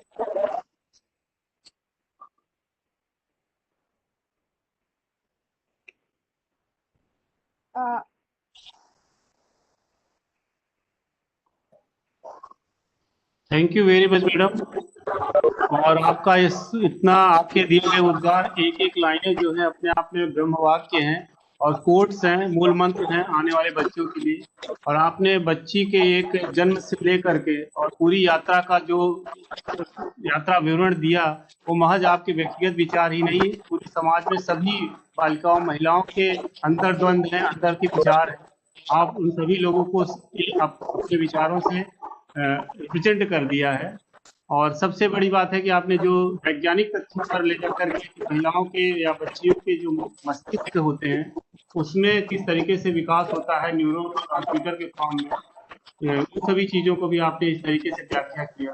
तो हमारा ये कार्यक्रम का आज बहुत ही सफल पूर्वक बहुत बड़े श्रेय है केवल और केवल आपके द्वारा इतने सारगर्भित भाषण से। हमारे बीच में इस कार्यक्रम की अध्यक्षता कर रहे परमाध्यक्ष प्रोफेसर यूसी श्रीवास्तव जी उपस्थित हैं। और बड़े सौभाग्य की बात है कि हमारे इस विज्ञान संचार कार्यक्रम के समन्वयक हैं और सर के ही अनुरोध पर सर से हमने एक छोटा सा तुरंत एक दिन पहले ही अनुरोध दिया और सर ने तुरंत इसकी सहज स्वीकृति दी, इसके लिए हम सर के बहुत ही आभारी हैं। और बड़े दूसरी सौभाग्य की बात भी है कि जैसे आपने जो न्यूरो के बारे में बात की, तो प्रोफेसर यूसी श्रीवास्तव सर खुद भी न्यूरो के ही और इसके बहुत बड़े विशेषज्ञ हैं। मैं आगे के कार्यक्रम को बढ़ाने के लिए मधु यादव जी से अनुरोध करूं। इससे पहले मैं सर आपको प्रणाम करता हूं और आपकी इस अध्यक्षता के लिए आपको आमंत्रित करता हूं। मधु यादव जी, अगर आपको कुछ कहना हो तो आप प्लीज माइक ऑन करके आगे के कार्यक्रम के बारे में बताएं, जिससे कि हम प्रोफेसर यूसी श्रीवास्तव सर को आमंत्रित करें भाषण के लिए और साथ ही साथ कंक्लूडिंग रिमार्क्स के लिए। क्या आप हमको सुन सकते हैं जी? जी बिल्कुल क्लियर आवाज, आपकी आवाज एकदम स्पष्ट आ रही है। जी सर। अच्छा, आप जब कहिएगा मैं शुरू कर दूंगा, मैं आपके लिए इंतजार कर रहा हूँ। मधु यादव जी, आपको कुछ कहना है? आप माइक ऑन कर लीजिए प्लीज।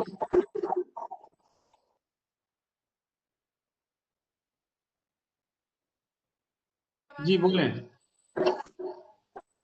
मेरी आवाज आ रही है सर? हाँ आ रही बिल्कुल आवाज आ रही है। मैं बहुत बहुत धन्यवाद देना चाहूंगी डॉक्टर अर्चना पांडे मैम को कि मैम ने इतना इंफॉर्मेटिव लेक्चर दिया और बहुत ही मोटिवेशनल लेक्चर था मैम का, और जिससे हम बीइंग अ टीचर, मतलब टीचर होने के पहले मैं खुद भी एक स्त्री हूँ, जिसको मैं खुद भी मैम ने स्पीक लाउडली। मैम आवाज नहीं आ रही?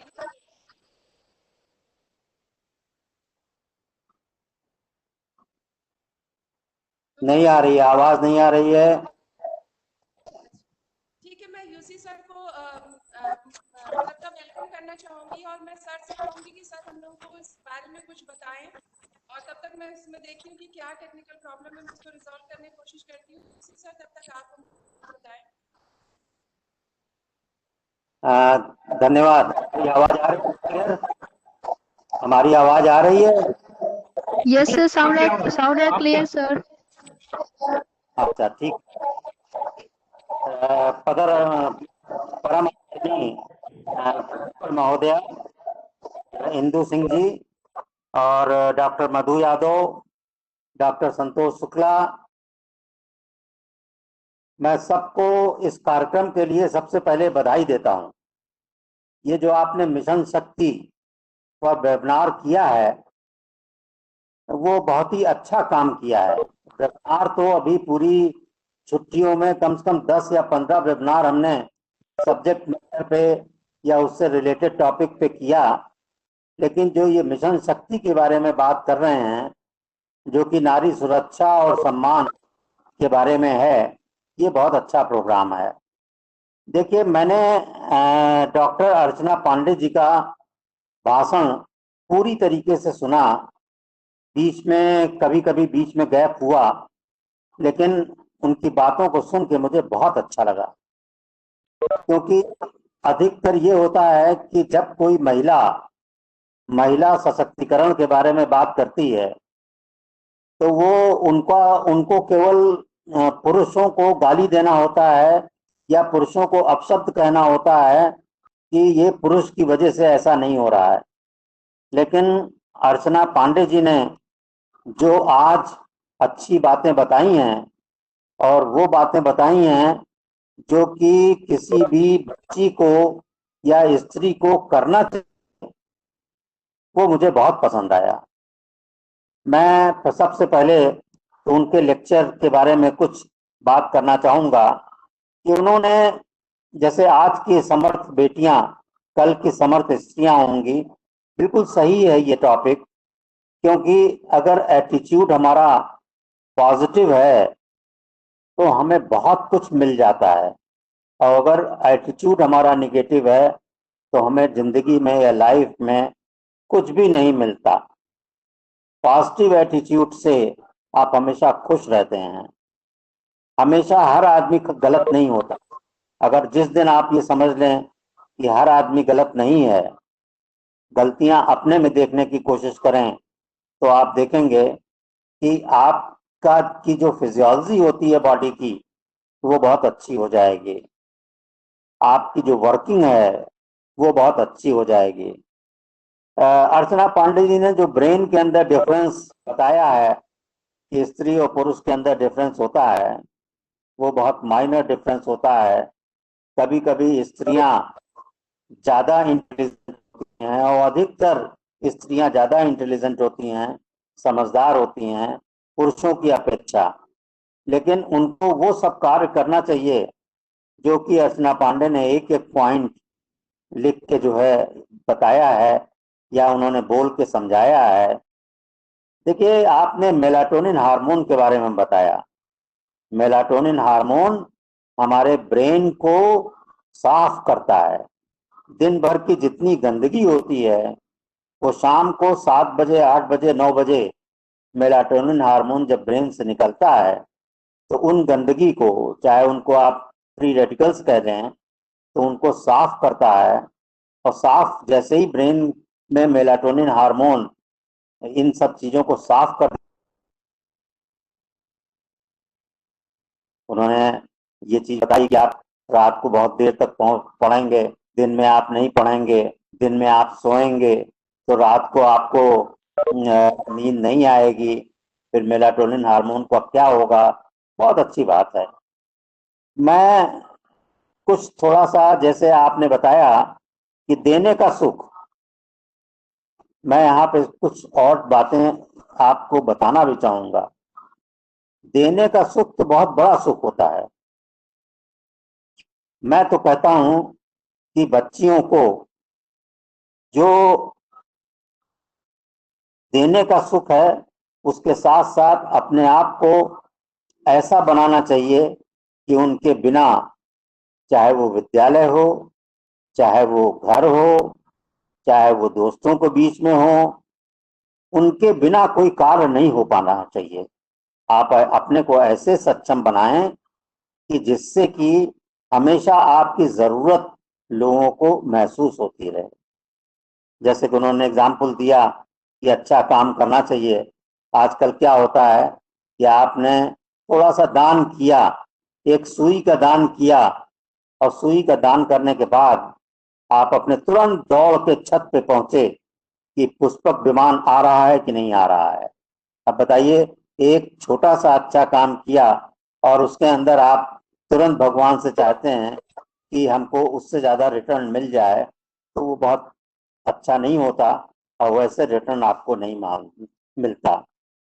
अगर आपके बिना काम नहीं चलता, इसका मतलब क्या हुआ कि आप अगर घर में कुकिंग करते हैं तो ऐसी कुकिंग करिए या ऐसी समझदारी दिखाइए कि जिससे कि आपके मदर को, सिस्टर को, बड़ी सिस्टर को या छोटी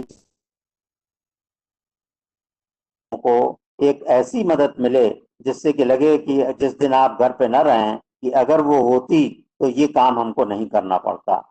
तो आपकी एक यूटिलिटी बनती है। तो आप उसको हमेशा ध्यान में रखिए कि सपोज करिए अर्चना पांडे जी ने कुछ लेक्चर दिया, अच्छी चीजें बताई, और अगर अर्चना पांडे जी मना कर देती कि नहीं हम नहीं बोल पाएंगे, इससे क्या हमको फायदा होगा, फायदा और नुकसान अगर आप देखना शुरू कर दें तो आप देखें कि चीजें बहुत अच्छी नहीं आती।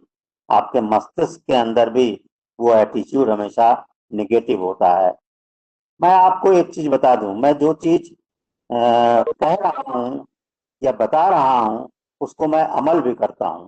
अमल करने का मतलब ये हुआ कि जैसे उन्होंने कहा कि आप सभी बच्चियों को या इन तरीकों को सबको काम करना चाहिए, अलग अलग तरीके के कार्य मदद करनी चाहिए और दसियों मदद करना चाहिए। और अगर आपने लोगों की बुराई करना शुरू कर दिया तो उससे प्रॉब्लम हो जाती है। मैं अपना बता रहा हूँ कि मैं बर्तन मांज सकता हूँ, बर्तन मांज लेता हूँ, झाड़ू लगा लेता हूँ घर के अंदर, खाना बना लेता हूँ, कपड़ा साफ कर लेता हूँ। घर का कोई कार्य ऐसा है नहीं है जो कि कोई स्त्री करती है और वो मैं ना कर पाऊं या वो मैं ना कर रहा हूं। मैं करता हूं ऐसा। मैं मुझे याद है, अब तो मैं रिटायर्ड हूं, लेकिन आज से 10 साल पहले जब मैं विश्वविद्यालय से आता था तो सबसे पहले कुछ काम करके किचन में जाता था और कुछ न कुछ पकाया करता था, कुछ न कुछ बनाया करता था। कुछ नहीं मिलता था तो आलू उबाल के और आलू की सब्जी ही बना देते थे। वो घर के अंदर एक एडिशनल सब्जी। बहुत पुरानी बात है कि महरी नहीं आती थी तो हमारी मदर वगैरह, ताई जी वगैरह सब लोग साथ बैठती थी बर्तन मांजने के लिए, तो कढ़ाई वाली चीज हम लोग छीन लेते थे और उसको इतनी साफ करते थे कि याद करते थे कि आज अगर महरी ना आए तो कढ़ाई हमारी खूब अच्छी तरीके से घर के अंदर साफ हो जाएगी। देखिए, ये सब बहुत अच्छी चीजें हैं जिनके बारे में ये नहीं है कि यूसी श्रीवास्तव आपको बता रहे हैं कि मैं बहुत अच्छा हूँ। ऐसा कुछ नहीं है। मैं आपको केवल ये बता रहा हूँ कि आपको अच्छा कार्य करना चाहिए। जब मिशन शक्ति के बारे में बात करते हैं तो आप सबसे पहले जो आपको मालूम होना चाहिए, वो मालूम होना चाहिए कि हमें क्या करना है, जिनके बारे में एक लंबी लिस्ट अर्चना पांडे जी ने बताया है आपको। और साथ में अपनी जो सेफ्टी है, अपनी जो डिग्निटी है, उसको मेंटेन करने के लिए आपको कुछ ना कुछ कार्य करना पड़ेगा।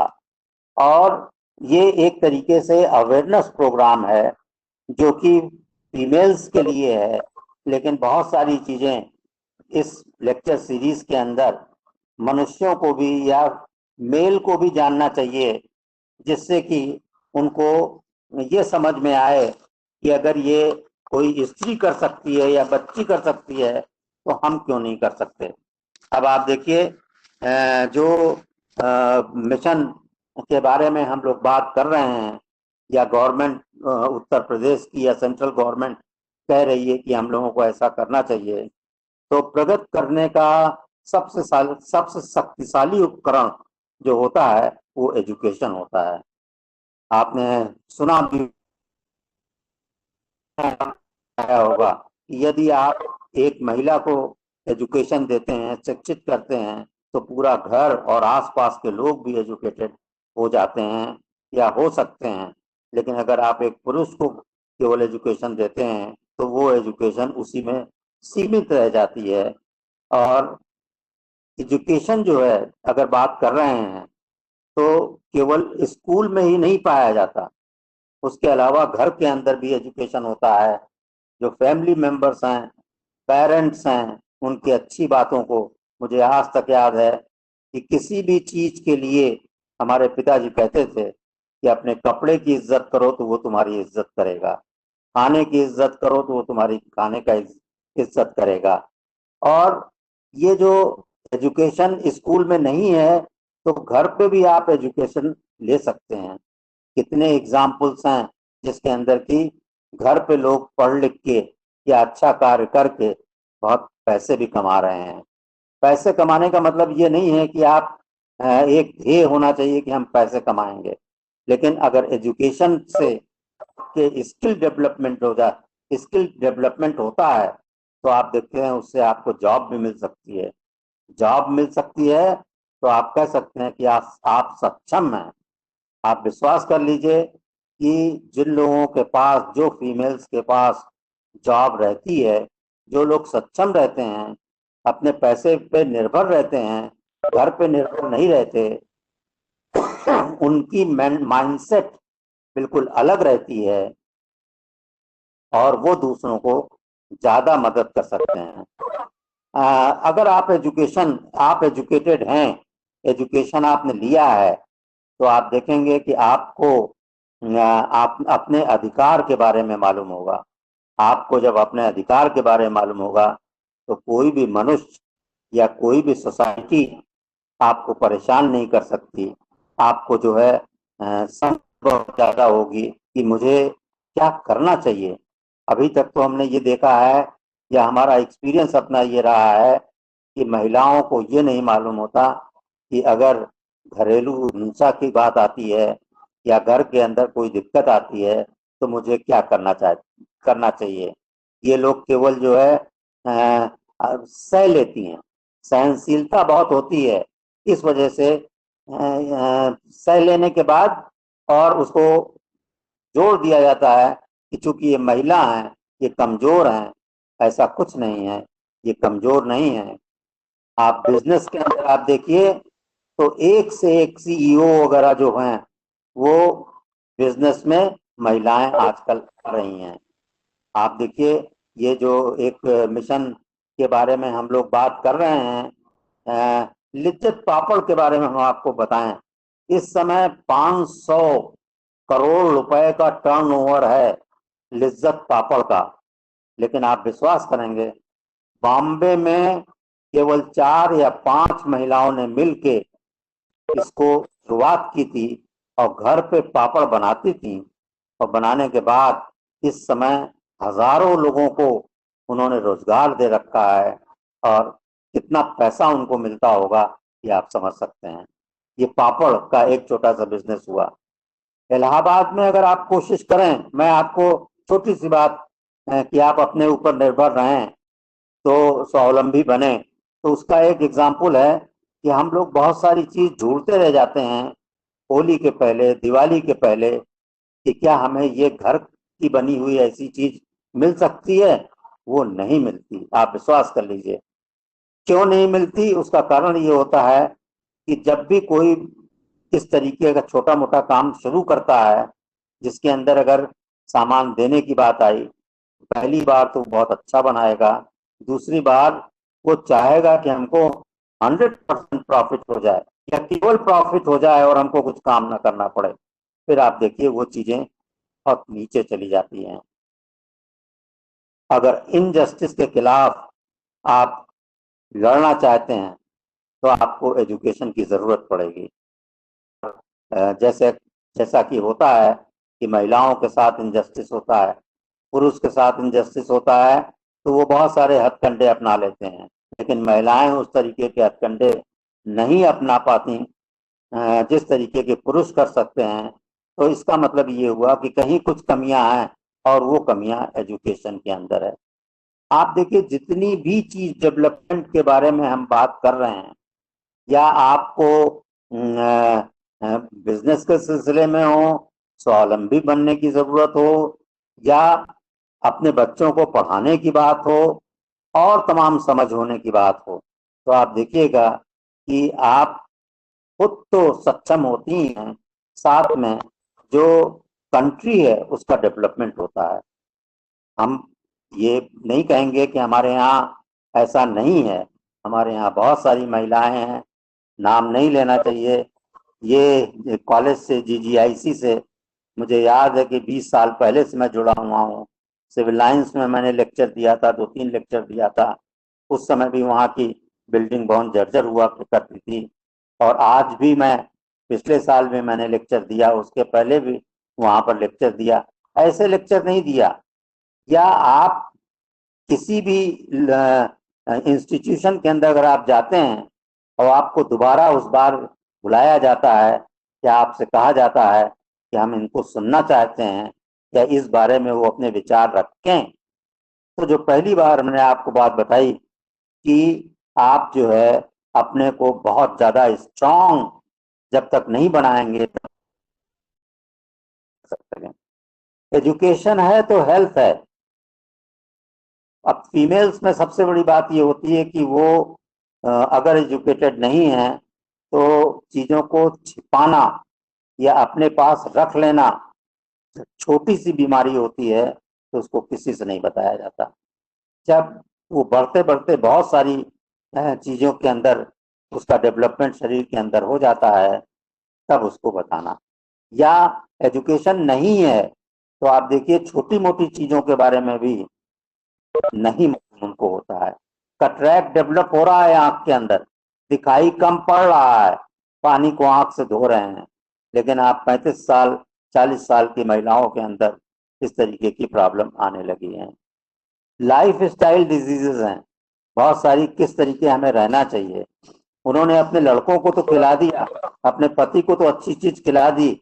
अच्छी चीज का मतलब ये हुआ कि जो पौष्टिक है, अच्छी चीज का मतलब ये हुआ कि जिसके अंदर की विटामिन, मिनरल्स, प्रोटीन बहुत ज्यादा है, उसको तो आपने उनको दे दिया और खुद नहीं खाया। लेकिन आपको अवेयरनेस होना चाहिए कि आपके शरीर को भी चलना है, आपको भी अपने खाने पीने का ध्यान रखना चाहिए।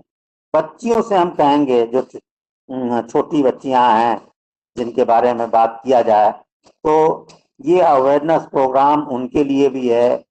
उनको मालूम होना चाहिए कि उनके दिमाग, माइंडसेट को बदलना बहुत जरूरी है, कि हम ये कर सकते हैं, और ये कर लेने के लिए जरूरी होगा कि हम उनको एजुकेशन दें, और एजुकेशन देने का कार्य हमारे पेरेंट्स का होता है, और पेरेंट्स को उन्हें एजुकेशन देना चाहिए।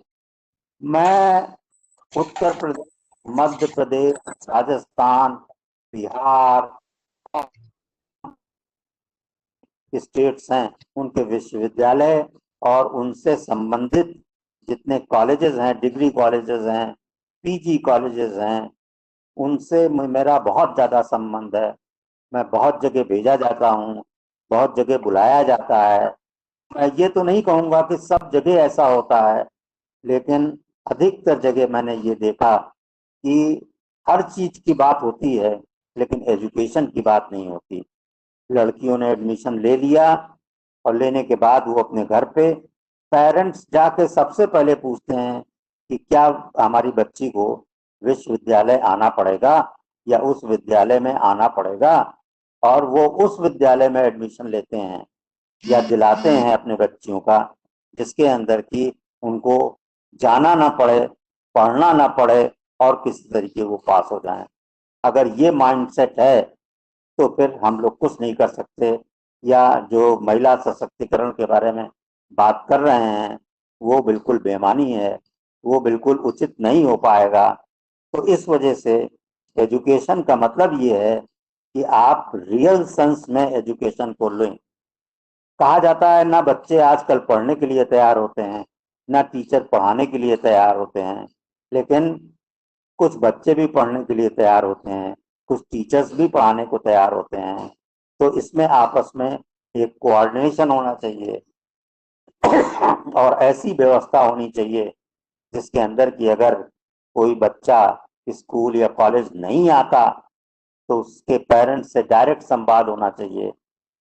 बच्चे आजकल एमएससी, डबल एमएससी, बीएससी सब कुछ पास कर लेते हैं, मतलब डिग्री उनको मिल जाती है, लेकिन आता कुछ नहीं है। मुझे अफसोस है इस बात कहने के लिए। आप अपने बच्ची होने को सेलिब्रेट करिए। का बर्थडे मनाते हैं तो बच्चियों का बर्थडे मनाना चाहिए। हमेशा एजुकेशन को दोनों को साथ साथ रखना चाहिए। खाने के अंदर उसको साथ रखना चाहिए कि जो चीज़ आप अपने बच्चे को दे रहे हैं, लड़के को दे रहे हैं, वो लड़कियों को देना चाहिए। आप जो आसपास के इन्वायरमेंट है उसको बिल्कुल स्वच्छ बनाने की कोशिश करना चाहिए। इन्वायरमेंट का मतलब केवल वही इन्वायरमेंट नहीं है जो कि पेड़ पौधों से मिलता है। इन्वायरमेंट का मतलब ये भी होता है कि अगर हमारे घर का इन्वायरमेंट एक टीचर का इन्वायरमेंट है, पढ़ाई लिखाई से संबंधित है, तो उसको हम लोगों को बहुत ज्यादा साफ रखना चाहिए। जब तक बच्चों को अपनी रिस्पॉन्सिबिलिटी नहीं मालूम होगी तब तक पेरेंट्स या और कोई कुछ नहीं कर सकता। तो बच्चों को घर पे रहते हुए भी पढ़ने के साथ साथ घर के सारे कामों में जो मदर कर सकती हैं उसमें हाथ बटाना चाहिए। देखिए बच्चों का रोल धीरे धीरे जैसे कहते हैं बड़े होंगे बड़ी बहन बनती हैं, वाइफ बनती हैं, पार्टनर बनती हैं, ऑर्गेनाइजर बनती हैं, एडमिनिस्ट्रेटर बनती हैं, टीचर बनती हैं, और भी तमाम जो अलग अलग सर्विसेज होती हैं उसके अंदर उनको कार्य करना होता है और बहुत अच्छी तरीके से वो कार्य करती हैं। अभी अभी 9 दिन तक नवरात्र चला और 9 अलग अलग रूपों की पूजा होती है। ये हमारे वक्ता ने अभी पहले बताया, पांडे जी ने, अर्चना पांडे जी ने, कि हमें पूजने की जरूरत नहीं है, लेकिन मैं केवल इतना कह रहा हूं कि नवरात्र में अगर हम 9 दिन का व्रत रखते हैं और उसके अंदर आप अगर देखें तो जो रूपेण की बात होती है तो दुर्गा की पूजा जो की जाती है इसका मतलब बुद्ध की पूजा की जाती है, लक्ष्मी की पूजा की जाती है, श्रद्धा, प्रकृति, मात्र, शक्ति, सृष्टि, तुष्टि, तृष्णा, लज्जा, स्मृति और तमाम चीजें हैं। तो ये हमारी देन नहीं है, ये पहले से आ रही है। ये सब चीजें महिलाएं करती रही हैं और ये महिलाओं का एक तरीके से प्रतीक होता है कि लज्जा, उनमें शक्ति होती है कि जो चाहे वो कर लें या करा लें, अपने घर को ठीक रखें। बहुत सारी बातें ऐसी हैं जिनके बारे में हम लोग बात कर सकते हैं, लेकिन अंत में चूंकि ये एक प्रेसिडेंशियल एड्रेस है और इसके अंदर मुझे केवल ये बताना था कि जो लोगों ने लेक्चर दिया है या भाषण दिया है उसके बारे में क्या चीज हो सकती है। एजुकेशन अगर आप याद रखें और अपने बच्चों को एजुकेट करें शुरू से और उनको अवेयर करें, उनको बताएं कि क्या करना चाहिए क्या नहीं करना चाहिए, तो आप देखिए कि जैसा कि हम लोग चाहते हैं वैसा होगा। बहुत सारी कमियां हैं। देखिए कमियों को गिनाने से या गवर्नमेंट को कुछ कहने से या किसी दूसरे के ऊपर कि ऐसा हो गया वो उसकी वजह से हो गया, अगर केवल यही गिनाते रहेंगे तो हम उसके अंदर बढ़ नहीं पाएंगे। हमें तो अपने को ठीक करना है, अपने को स्वच्छ करना है। जिस दिन हर मनुष्य, हर स्त्री, स्त्रियों के बारे में बात कर रहे हैं, अपने को ठीक कर लेगी तो आप देखिएगा कि एक मास बिल्कुल ठीक हो जाएगा और आप देखेंगे एक क्लास बनेगा। वो क्लास आपको ऐसा क्लास होगा जिनके बारे में हम लोग आज बात कर रहे हैं कि गर्ल चाइल्ड को किस तरीके हम लोग आगे बढ़ाएं और उनको मदद करें, तो वो अपनी मदद खुद कर सकती हैं। और फिर बाद में अंत में हम ये कहना चाहेंगे कि एजुकेशन एक ऐसा माध्यम है जिससे कि अपने को कोई भी स्त्री, कोई भी बच्ची शक्तिशाली बना सकता है। इसके बहुत सारे आयाम हैं, बहुत सारे पहलू हैं, चाहे वो हेल्थ से संबंधित हो, चाहे वो पैसे से संबंधित हो, या और भी कोई चीज हो जिसके अंदर की अवेयरनेस की जरूरत हो, तो वो केवल एजुकेशन से ही मिल सकती है आपको। और जिस दिन आप एजुकेशन में अपने को एक रियल सेंस में एजुकेटेड, डिग्री लेना एक बात होती है और साथ में एजुकेशन या जिसको कहते हैं कि शिक्षा को अपने अंदर उतार लेना, वो दूसरी बात होती है। अगर आपने शिक्षा को अपने अंदर उतार लिया है, आप आर्ट्स के स्टूडेंट भी होते हैं और साइंस के बारे में भी, ब्रेन के डेवलपमेंट के बारे में मेल और फीमेल के अंदर अंतर मानते हैं या जानते हैं, ये बहुत बड़ी बात है। तो मैं इस बात को अर्चना पांडे जी के लिए तारीफ कर रहा हूँ कि उन्होंने जितनी चीजें बताई है बहुत अच्छी बताई है। अगर सभी लोग इन सब, सभी बच्चियां या औरतें इन सब चीजों को समझने लगें और अपने को भी समझाने लगें, तो आप देखिएगा कि एक दिन ऐसा आएगा जिसके अंदर की कंट्री हमारी बहुत ज़्यादा डेवलप होगी।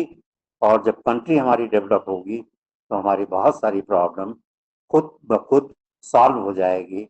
आपको इन्हीं शब्दों के साथ मैं जो प्रिंसिपल महोदया हैं, यादव हैं, संतोष शुक्ला जी हैं, उनको बहुत बहुत धन्यवाद देता हूँ कि मुझे ये एक तरीके से इन्विटेशन दिया गया कि आप इसके अंदर कुछ अपने व्यूज़ को रखिए। और व्यूज़ रखने के लिए ये मत समझिएगा कि हमारे अपने जो व्यूज़ हैं ये क्या पढ़े, ये चीज़ें नहीं आती हैं। जब भी कोई लेक्चर होता है अभी, तो मुझे पुरानी चीज़ें जितनी हैं सब याद करनी पड़ती है, देखनी पड़ती है, तो वो मेरे लिए बहुत अच्छा रहता है। मेरा दिमाग काम करता है, मेरा शरीर उसी से काम करता है।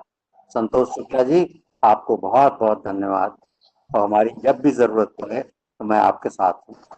नमस्कार, धन्यवाद सर। बहुत बहुत धन्यवाद सर, और आपके आशीर्वचन के लिए और आपके प्रेरणादायक जो भी आपने हमें आज हम लोगों को प्रेरणादायक उद्बोधन के लिए। और सर आपने सबसे बड़ी चीज हम लोगों को एक मूल मंत्र दिया है सर, विशेष रूप से जो इस हमारा मिशन शक्ति के उसमें कि शिक्षा ही जो है एक माध्यम है जिसके द्वारा हम किसी भी परिस्थिति को, किसी भी समस्या को हल कर सकते हैं। वैसे भी हम लोग कहते हैं कि शिक्षा जो है विद्या सर्वधर्म प्रधानम। तो हम तो सबसे बड़ी मूल मंत्र है कि अगर बच्चों को या बालिकाओं को, इस पूरे समाज को सिर्फ शिक्षा ही है जो कि हम सबको किसी भी तरह की कुरीतियों को, समाज के जो नकारात्मक पहलू है उनको ठीक कर सकता है।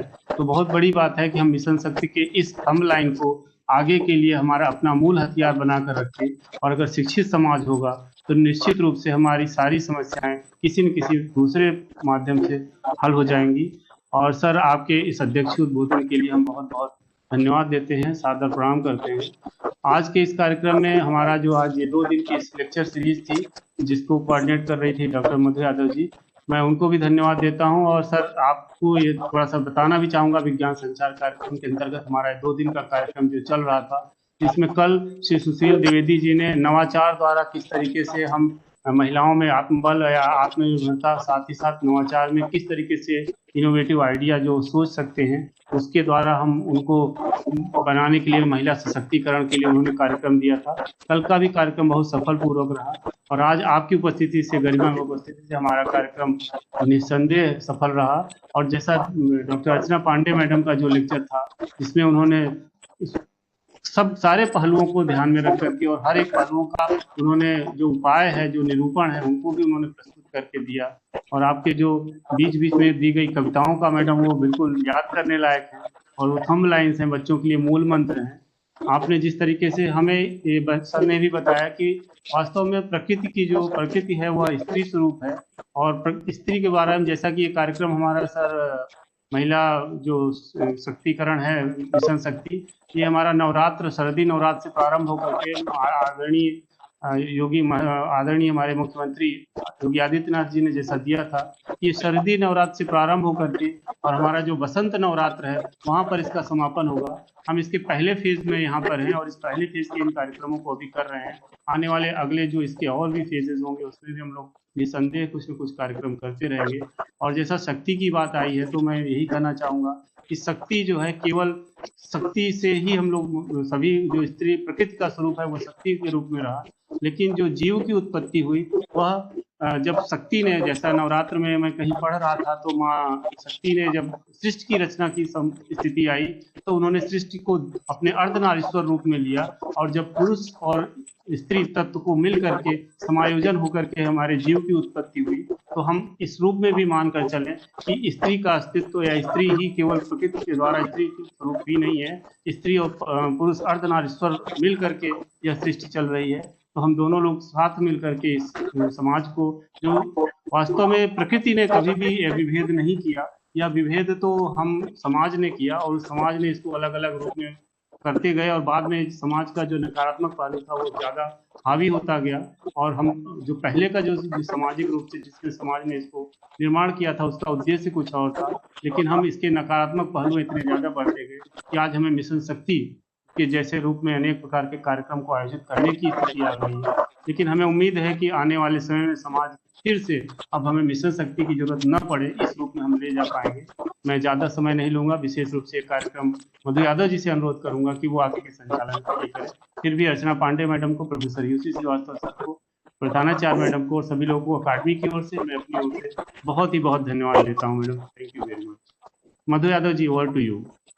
धन्यवाद सर, बहुत धन्यवाद सर। और मैं प्रोफेसर यूसी श्रीवास्तव सर का बहुत बहुत धन्यवाद कहना चाहूँगी कि ये हम लोग का बहुत सौभाग्य है कि सर आप हम लोग की एक छोटी सी रिक्वेस्ट पर आप हम लोगों को लेक्चर देने के लिए तैयार हो जाते हैं, और हम लोगों को फिर से आपको सुनने का मौका मिलता है, और हमेशा हर लेक्चर में हम लोगों को कुछ न कुछ नई बातें आपसे पता चलती हैं। साथ ही साथ मैं डॉक्टर रचना पांडे मैम को भी धन्यवाद कहना चाहूँगी। मैम, मैं यहाँ एक छोटी सी बात आपको बताना चाहूँगी कि जब हम लोग बीएससी में पढ़ते थे और बीएससी से जब एमएससी में आए थे, तो जितने बच्चे वहाँ से सीएमपी डिग्री कॉलेज से आए थे, तो वो सभी बच्चे जितने बच्चों ने केमिस्ट्री में एडमिशन लिया था, तो वो सभी बच्चे आपकी बहुत तारीफ करते थे कि मैम बहुत अच्छा पढ़ाती हैं, बहुत अच्छा पढ़ाती हैं। तो हम लोग को मन में भी एक जैसे क्यूरियोसिटी होती थी कि हम लोग को भी मैम से पढ़ने का मौका मिलता। लेकिन जब मैम रिसर्च में आए तो मैम आप जानती हैं कि आपसे मेरा कांटेक्ट हुआ ही रिसर्च के दौरान, और फिर जब से मैंने जीजीआईसी ज्वाइन किया और जब से मैं नासी से जुड़ी, तो मैम आपसे मिलने का मुझे कई बार मौका मिला और मुझे बहुत ही अच्छा लगा, और फिर मुझे वो सब बातें याद आती थी जब हम एमएससी में आए थे, तो जितना सब सीएमपी वाले बच्चे आपकी तारीफ करते थे, फिर वो मुझे सारी बातें याद आने लगी। तो मैम वैसे आपको आपका लेक्चर सुनकर मुझे बहुत ही अच्छा लगा, इतना इन्फॉर्मेटिव लेक्चर। और जैसे आपने बताया कि हम लोग को अपने नेगेटिव अप्रोच को छोड़ करके पॉजिटिव अप्रोच को लेकर के चलना चाहिए। और सर ने, जैसा कि प्रोफेसर यूसी श्रीवास्तव सर ने बताया कि एजुकेशन मिलने से हमें अपने अधिकार के बारे में पता लगता है, और मुझे तो ये लगता है कि हर स्त्री को अपने अधिकार के बारे में पता होना चाहिए कि कैसे, चाहे जो भी हो, चाहे वो घरेलू स्त्री हो और चाहे वो वर्किंग लेडी हो, कहीं ना कहीं मेंटली, फिजिकली तो नहीं कहें, मेंटली तो हर कोई ही परेशान होता ही होता है। तो हम लोगों को एक्चुअली ये चीज़ें पता होनी चाहिए कि जिससे हम लोग उसको हैंडल कर सकें। तो उसको सर ने भी बहुत अच्छे से बताया, प्रोफेसर यूसी श्रीवास्तव सर ने, और मैम ने भी बहुत अच्छा बताया। और मैम ने एक बात बहुत अच्छी बताई कि एक दिन में महिलाएं 20,000 से ज्यादा मैम साउंड बफर हो रहा है। हेलो मैम, साउंड बफर हो रहा है। मेरी आवाज आ रही है? बस मैम आ रही है बट बफर हो रहा है। अच्छा, हो सकता है नेट की प्रॉब्लम होगी। ठीक है, मैं ज्यादा समय आप लोगों का नहीं लूंगी। मैं डॉक्टर पारुल यादव मैम को रिक्वेस्ट करूंगी कि वो आए और प्रोफेसर यूसी श्रीवास्तव सर का और डॉक्टर अर्चना पांडे मैम को धन्यवाद कहें। एक्चुअली प्रिंसिपल मैडम हमारे यहाँ डीएलएड का एग्जाम है, तो उसके लिए वहाँ ऑफिस से कुछ लोग आ गए हैं, तो वो लोग मैम के साथ मीटिंग कर रहे हैं, तो मैम बिजी हो गई। तो मैं डॉक्टर पारुल यादव मैम को रिक्वेस्ट करूंगी कि मैम आप प्रिंसिपल मैडम की बिहाफ पर प्रोग्राम का समापन करिए और मैम को धन्यवाद करिए। Doctor hello Parul. हेलो मैं सभी पार्टिसिपेंट से रिक्वेस्ट करूंगा कि कृपया अपना वीडियो ऑन कर लें। सभी पार्टिसिपेंट से रिक्वेस्ट है अपना वीडियो ऑन कर लें, जिससे कि हमें स्क्रीनशॉट ले सके।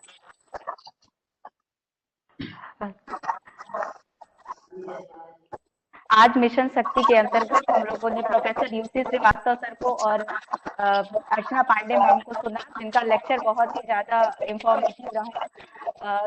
सबसे अच्छी बात ये रही कि हम लोगों ने सोसाइटी में हमेशा सुनते आ रहे हैं कि औरतें और मतलब बॉयज और गर्ल्स आपस में अलग अलग होते हैं, लेकिन पहली बार उसका साइंटिफिक रीजन जाना कि उनकी जो मस्तिष्क की संरचना होती है उसमें विभेद होने की वजह से जो दोनों का स्त्री और पुरुष का व्यवहार होता है उसमें अंतर होता है। दूसरी चीज संतोष सर ने बहुत अच्छी बात बताई कि उन्होंने कहा कि मिशन शक्ति की असल सार्थकता उसी समय होगी कि जब मिशन शक्ति को मनाने की जरूरत ही ना पड़े, यानी कि स्त्रियां में हर उस आयाम में फिट बैठ सके का अधिकार है।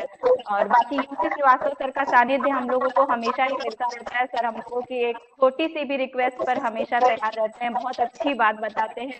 सबका लेक्चर पिछले 8 साल से मैं इलाहाबाद यूनिवर्सिटी से तो नहीं पढ़ी हूँ, लेकिन 8 वर्षों से इलाहाबाद में हूँ और सर को लगातार नासी से उनके सारे लेक्चर सुनती रही हूँ। सर हमारे यहाँ भी आए हैं और सबसे ज्यादा धन्यवाद संतोष सर का करूंगी कि आज उनके कोऑर्डिनेशन की वजह से हम लोग इतने ज्यादा अच्छे अच्छे लोगों से जुड़ सके हैं।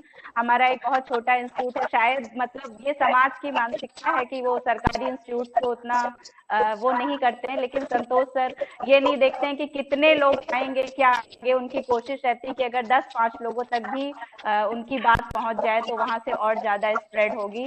तो सर का जो ये एटीट्यूड है, जो कि अर्चना मैम ने भी कहा कि पॉजिटिविटी, तो सर का ये पॉजिटिव एटीट्यूड है जिससे हम लोगों को लगातार आगे बढ़ने की प्रेरणा मिलती रहती है। और बस अब ज्यादा समय नहीं लूंगी। यूसी सर का, अर्चना मैम का और संतोष सर का अपने विद्यालय की सभी शिक्षिकाओं की तरफ से, प्रधानाचार्य मैम की तरफ से बहुत बहुत धन्यवाद ज्ञापित करती हूँ। धन्यवाद सर।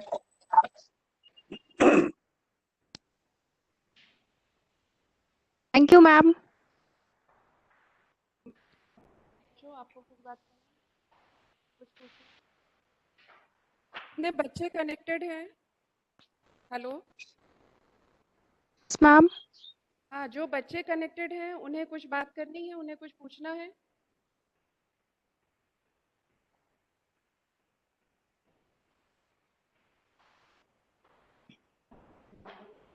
ठीक है, अगर बच्चों के मैम अगर बच्चों की कोई क्वेरी होगी तो मैं उसको नोट कर लूंगी, फिर मैं बच्चों के क्वेश्चन आपको मैसेज कर दूंगी, फिर आप रिप्लाई दे दीजिएगा, तो फिर मैं वो बच्चों को बता दूंगी। बिल्कुल बिल्कुल। एक बात और कहनी है बच्चों, आप लोग स्वतंत्रता का मतलब स्वच्छंदता से बिल्कुल भी मत समझिएगा। बहुत सारे बच्चे कहते हैं कि मतलब लड़के रात में घूमते हैं, लड़कियां क्यों नहीं घूम सकती। तो मैम ने जो 4 बातें बताई हैं कि आपको मानसिक, शारीरिक, भावनात्मक और आर्थिक चारों रूप से समर्थ होना है। जब आप शारीरिक रूप से इतना समर्थ हो सकिए कि अपना प्रोटेक्शन खुद कर सकिए, रात में घूमिए या दिन में घूमिए कोई फर्क नहीं पड़ता है, लेकिन आपको इन चारों बातों का ध्यान रखना है बच्चियों। आप लोगों को मानसिक, शारीरिक, भावनात्मक और आर्थिक इन चारों रूप से सबल बनना है। और आर्थिक रूप से सबल आप तभी बन पाएंगी जब आप अच्छे से अपने पढ़ाई करेंगी, सही मायने में पढ़ाई करेंगी। डिग्री पाने के लिए, जैसा कि यूसी सर ने कहा है कि सिर्फ डिग्री पाने के लिए नहीं पढ़ना है, और अगर आर्थिक रूप से अगर आप सबल हो गई तो बाकी तीनों रूप से आप सक्षम हो जाएंगी, क्योंकि आर्थिक संपन्नता से ही बाकी तीनों संपन्नता आपकी आ जाएगी। और वो आर्थिक संपन्नता आपकी विद्या से आएगी, और विद्या आपको सही मायने में इंसान बनने में आपकी सहायता करेगी। धन्यवाद। आखिर में मैं आप सबका बहुत बहुत धन्यवाद करती हूँ कि मुझे ये मौका मिला। आज का दिन मुझे याद रहेगा। बहुत अच्छा लगा आप सबके बीच में सबसे इंटरैक्ट करके, खासकर professor UC Srivastava sir, Santosh ji, doctor Parul Yadav, प्रज्ञा मिश्रा जी भी दिख रही हैं, मधु जी और आपकी प्रिंसिपल। मुझे बहुत अच्छा लगा आप लोगों के बीच में आकर के। बहुत बहुत धन्यवाद, बहुत बहुत धन्यवाद, बहुत बहुत थैंक यू मैम।